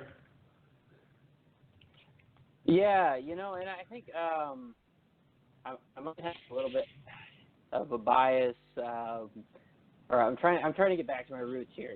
2 years ago I won this whole thing, and my approach was, most people hadn't heard of me, and still most people haven't heard of me, but I was just taking the value guys. I built a strong roster with value guys. I wasn't I wasn't trying to make a splash or anything, and it worked out. And then last year I'd fallen in love with some guys. I think I got excited about a couple of players. My team didn't really work out. So this year I'm back to that value mindset. And James White, like you said, top 10 scorer last year. You bake in tons of regression. I mean, not just a little bit of regression. We love to talk about regression, but you bake in, 15 places in the rankings of regression, and James White is a value where I got him, I think. Absolutely. Totally agree. Yeah, so that's it's been my approach so far. I think the one reach I made was Ingram at it was a 8. That one, just with all the collapse going on in New York, and if he stays healthy, I think he's in line for a lot of targets. But otherwise, I've mostly just been kind of taking what's given to me. I loved that luck fell to me in the 8th round. Having already had Hilton and Ebron, I mean, I think that just boosts my chances for the overall prize. I mean, my focus right now is in this decision, but if I can have a stack, I'll take it for sure. We're talking with 2017 FFPC Pros versus Joe's overall champ, Mike Beers. You can follow him on Twitter at BeersWater. Check out his work at rotoviz.com. We are coming up on your pick again. I believe you are on deck, or are you on the clock? One or the other. Are you pounding the receiver? Now I'm on the clock, are you blowing the receiver horn again? Okay, there you go. So is it going to be another wideout here, Mike? I got to look at him for sure, but I think the kicker run is on. I was listening, and Todd tried to start it maybe one round too early, but I got to get a guy. I got to get a starter here, I think, because I want to end up with 3 of them. So we're probably looking at, I'm probably going to go with Elliott here, and then I'm just going to out for a little bit on the skill positions to see what comes back to me at kicker.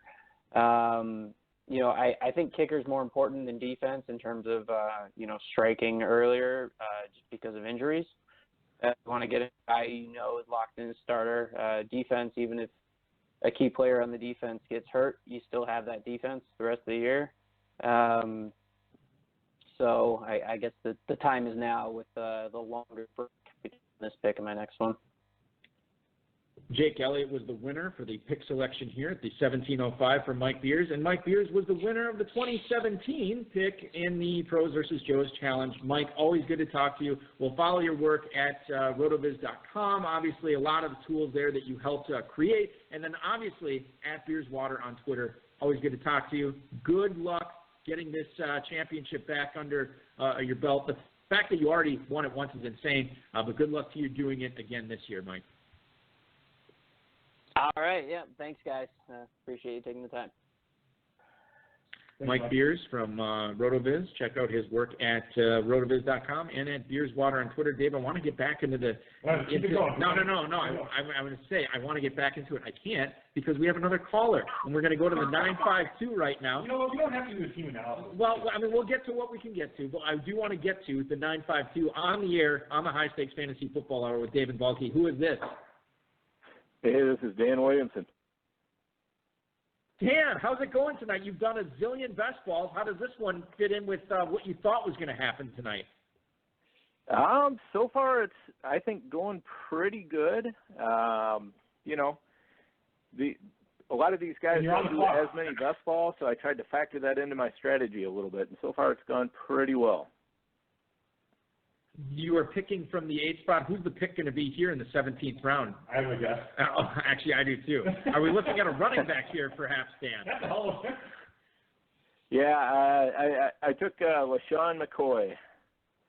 I mean, 17th round, how can you go wrong? Yeah, no question. Honestly, is he not still the starter there? I mean, are we not projecting him to be the starter? The starter. So you're getting the starting running back here in the for a team here in the 17th round. That just doesn't happen, and it happened tonight. So congratulations on that value there for you. You look at what you've done in this draft. O.J. Howard in the 4th round, Dan, was that enough for you to sort of just kind of, I don't want to say poo-poo the tight end position, but ignore it until round 12 when you got Gesicki? Are you a full-on O.J. Howard guy this year? I don't know if I'm a full-on O.J. Howard guy, but I do think he's going to have some spike weeks, and with the best ball format, I don't have to try to guess when they are. You know, if I'm in a managed league, I'm probably going Ingram there because I think he's got a little bit more of a safe week-to-week floor. But with Howard, I can just take in those spike weeks, and I like a lot of the later tight ends. So I didn't really mind waiting around and grabbing tight end late. I was a little bit disappointed when the Podfather all of a sudden mentioned Gesicki before he was even drafted, and I had him all queued up, and we're like 8 picks away. I'm like, what the hell? Come on, man. Don't be talking out of turn like that. And you still got him and all as well, so that was good to see, no question. Still got him, let's talk about this. Let's talk about this David Montgomery pick here in the 6th round for you, because you didn't have the opportunity to take Tariq Cohen here in the 6th. So I'm just kind of curious, if both Cohen and Montgomery were available, which one would you have taken? Would it still been Montgomery? Oh, yeah, it definitely still would have been Montgomery. Cohen, in my opinion, is being overdrafted. He's just getting squeezed from too many directions. He's got Montgomery from the one side. He's got wide receivers from the other side. He's got Cordell Patterson coming at him. I mean, there's a lot of pressure on his role. He is a good player, but, we saw that Chicago, and, as the season got later last year, wasn't afraid to go away from him. So that just makes me real nervous about taking a guy like that. In the 7th round, you follow that pickup with Dante Pettis. Is he the number 1 in San Francisco for you this year? What kind of numbers is he going to put up with now a healthy Jimmy Garoppolo? I know they got, they still have Marquise Goodwin. They still have, they bring in Deebo Samuel, but I know Pettis has been all the rage for a lot of people lately. What kind of season is he in for this year? I mean, I've been a Pettis truther since, draft season last year, so this was kind of an easy pick for me. I do think he's going to hold his number 1 role over Deebo Samuel. And he really came on nicely at the end of last year with a full off season with Garoppolo. I think good things can happen there. And I do expect, he's going to take a bite out of Kittle's work, and we're gonna see some decent weeks out of Pettis. So let's talk about what is clearly the best pick of all. I knew this is where you were going. The 15th round pick. Andy Isabella, the guy who should have been taken by Todd Burrows, but he botched it when 6 other people screwed up. Talk to us about Andy Isabella, and only say good things, please. Thank you. Well, Isabella, he's, you're getting a really cheap piece that's going to be super involved in the Cardinals offense that's going to be throwing the ball all over the yard. They're going to be running at a hyper-fast pace. So, those things just kind of add up, and I see Isabella as a guy who's going to be just kind of chunking in some good weeks for me several times throughout the season. And you probably don't really need him. I mean, he's going to be your WR6. But, you think you don't need him until all of a sudden he comes around and has a 20-point week, and then all of a sudden it's like, hey, that's great. Or if somebody were to go down, and then you do need him, and then you're counting on this Isabella production. And then you have bye weeks. There's always that, too. Hey, Dan, I do want to ask you about your 2nd-round pick here in Joe Mixon. This is a guy that was getting a lot of hype, probably not that he's not getting hype anymore, he still is. But I remember like a month and a half ago, I mean, I was seeing him sometimes go in the mid-1st round. Now he's fallen a little bit here, and I got to believe that's probably because of the left side of his offensive line. Can you tell the listeners a little bit why you still like Mixon there over guys like Gurley, Chubb, Melvin Gordon, not necessarily Damian Williams, but other guys that were that you could have taken there at the running back position, and why you went with Mixon there? Yeah, well, I was first of all happy that Mixon even fell to me there because I was kind of taking a chance by taking Julio first, and then I was hoping for Mixon or Cook to fall to me there. And when Cook went, then it was an easy choice for me. It was Mixon. And then when Boyd came to me in the 5th, right there, that's where I was like, okay, we're going to go with a Bengals stack. But, with Mixon, the thing I like about him, even with the offensive line troubles, is that we're going to a Ram-style offense here, and Mixon's going to have that true bell cow role for the most part. He's going to get spelled some by Gio, I'm sure, but he's going to be one of those backs who's getting a high percentage of his team's touches, both through the air and on the ground. So, those are the kind of players you want to build your team around. And Dan Williamson is the type of player that you want to follow on Twitter, as not only is he he drafts a ton of best balls, but he's the co-host of the GOAT District podcast. You can find him on Twitter at Overhyped Sleep R. No final E. Another great Twitter. You're obviously awesome on Twitter. Always trying to interactions with all those guys. Absolutely, Dan. It's been a pleasure speaking with you tonight. Good luck the rest of the way. Just play less draft and play more about it. Thank you very much. Continue what you're doing in Pros vs. Joes tonight, and we'll talk to you again real soon, man. All right, thank you. The pleasure was all mine. Appreciate you having me on, guys. All right, thanks, buddy. Dan Williamson, ladies and gentlemen, longtime FFPC player. Always good to talk to him, no question. I think we set a record for phone calls tonight. I think this is what we should do, Dave, with and we'll get through as much as I can. Let's concentrate on people we haven't talked to or talked about tonight for their draft, and we'll go on with that. Let's go and we'll go to the number 4 team, Michael Apt and Justin Smiley, the 2017 Football Guys Players Championship, $250,000 winners. They were picking 4th tonight. Their running backs are Alvin Kamara, Leonard Fournette, Latavius Murray, Royce Freeman, Peyton Barber, C.J. Anderson. Receivers Kenny Galladay, Mike Williams, Robbie Anderson, Deshaun Jackson, Dante Moncrief, Marquise Goodwin, Devontae Parker. Tight ends are Zach Ertz and Tyler Eifert. Quarterbacks Aaron Rodgers and Kirk Cousins. Kicker is Graham Gano, don't you know, from Florida State. So let's talk a little bit about this squad. The receivers, what they lack in quality, I think they make up for in quantity. I'm a little concerned. You're probably I'm taking the words out of your mouth. Only 2 tight ends, only 2 quarterbacks. We'll see how that ends up. And I like the running backs quite a bit. Yeah, definitely the 2-2 is no good. Receivers, it gets concerning when your number 4 receiver is Deshaun Jackson is 12. I would have hoped they would have gotten 4 before then, but that just didn't kind of happen. And the reason is because they took Freeman, Barber, and Murray, which is fine. The Murray picking in and of itself is fine. I would have rather had them going with receivers in the 9th and 10th round, even if they took Rodgers in the 8th. So overall, solid team. They could compete, but you just have problems with. Rodgers and Ertz are great, but I still think you need 3 Ertz. 3 of everything. I feel like what's that guy, the announcer on UFC all the time? Joe Rogan? Yeah, I feel like when I talk about 3 quarterbacks. That's your leg kick. Yeah, that's leg kicks for Rogan. Getting fatigued. Oh, nice leg kick.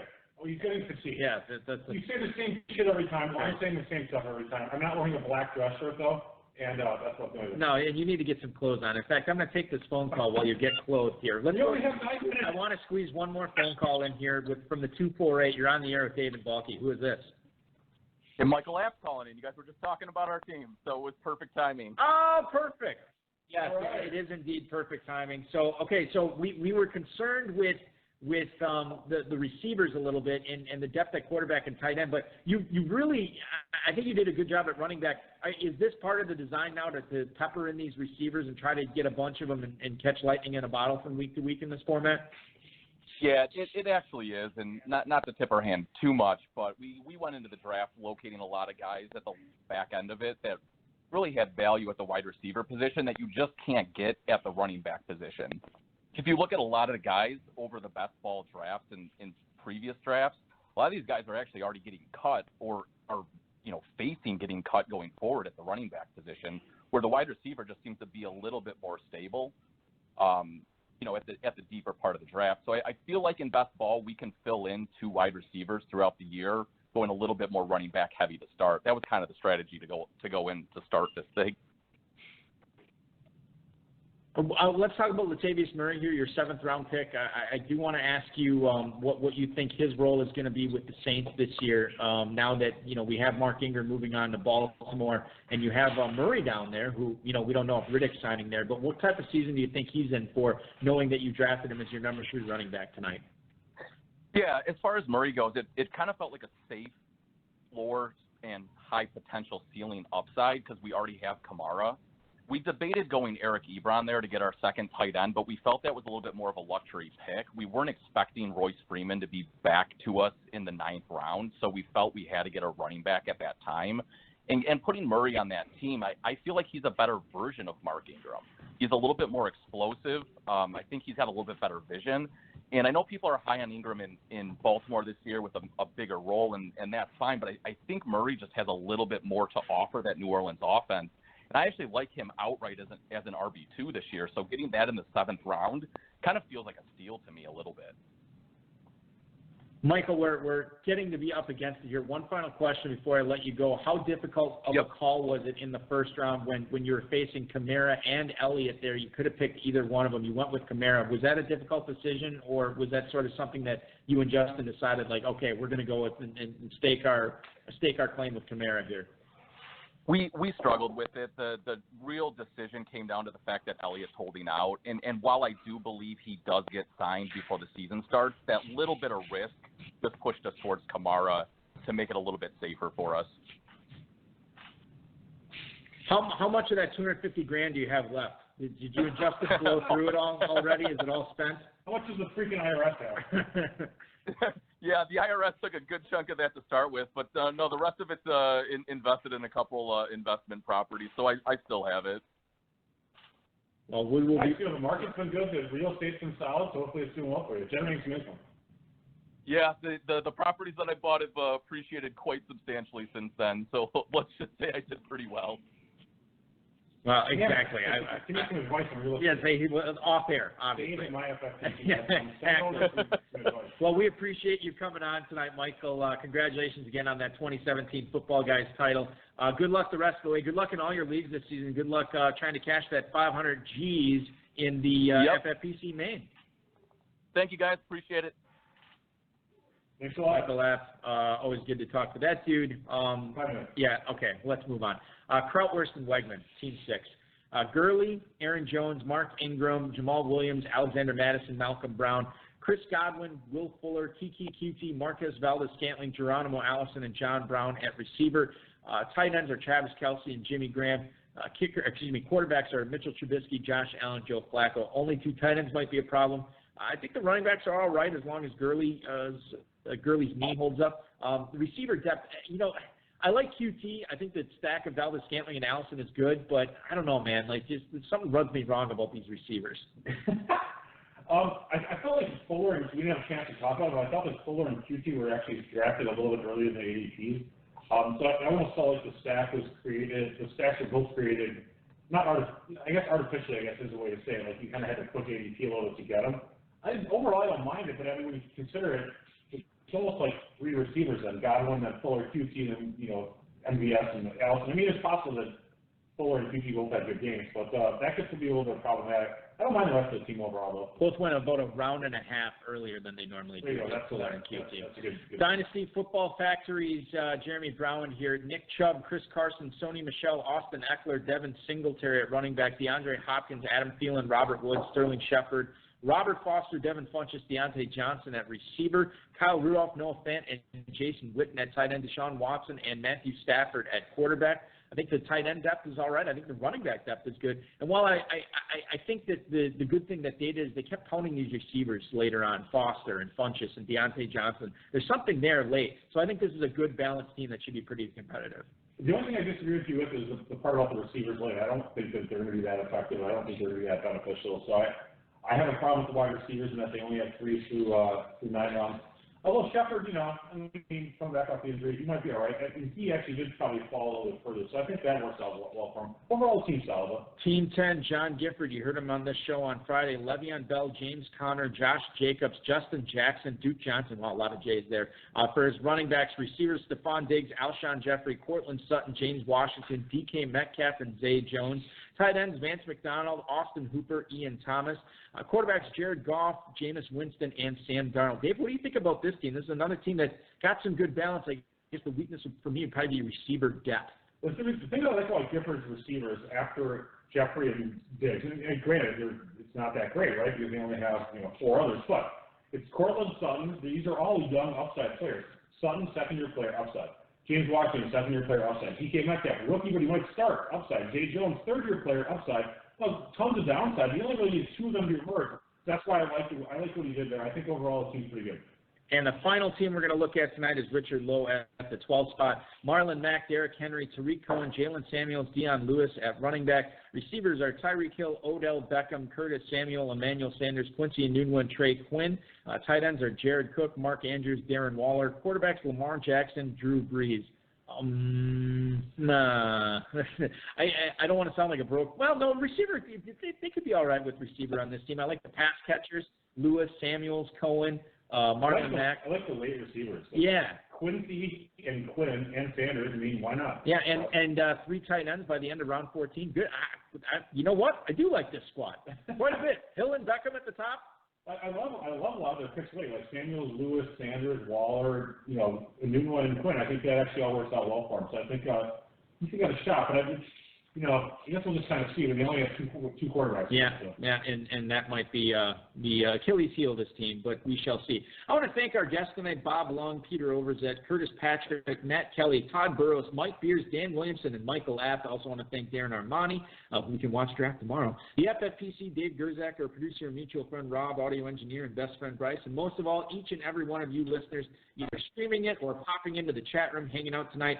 It is the finale tomorrow for the Pros vs. Joe's 2019 edition. Throw the Damn Towel, League number 6, tomorrow night at 10/9 Central. We're throwing the towel on podcast. Yeah, we will be. Dave Sherman, Chad Schroeder, Ray Cowart, Tyson Yarborough, Chris Carlson, Timothy Skorecki, Richard Clement, Rich Rissinger, Louis Ditta at the FFPC Joe's. For the Pros tomorrow, it's Josh Hornsby from Fantasy Insiders. That's Fantasy ADHD on Twitter. Mike Nazareth from FF Mastermind. Football Diehards, Bob Harris. The Fantasy Footballers, Rob Wozniak. Fantasy Mojo's Darren Armani. And then Fantasy Data's Eric Moody. Remember to sign up for the main event. And get in on those classics, Best Balls, Dynasty, and Football Guys teams at the FPC over at myffpc.com. Check out that midnight draft. I was just saying that we are up one mind. 7 left on that midnight draft.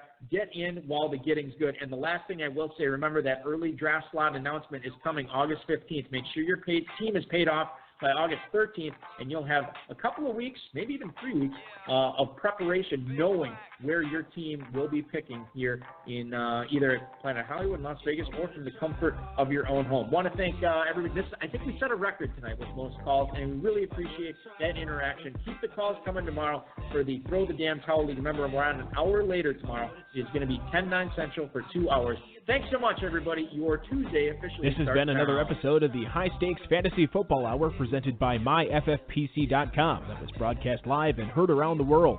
Eric and Dave will be back next week with more analysis, interviews, and advice from a guest much smarter than they are. Thanks for listening, and we'll talk with you again next week. We're on the team Explorer, even more so if we on tour. Me and E explore the country, wondering about the evening before. Trying to explain where the time went, while other rappers find a studio to grind in. What is this Baker Mayfield for life thing? Is that a recurring joke that I missed tonight that you posted? Almost saying Mayfield sucks. Oh. We should have I got 5 on it with you and Shane P. Helen for Baker Mayfield. Yeah, could be very interesting. I All right. 10/9 Central tomorrow. It's the place to be. Thanks again, everybody. Talk to you then.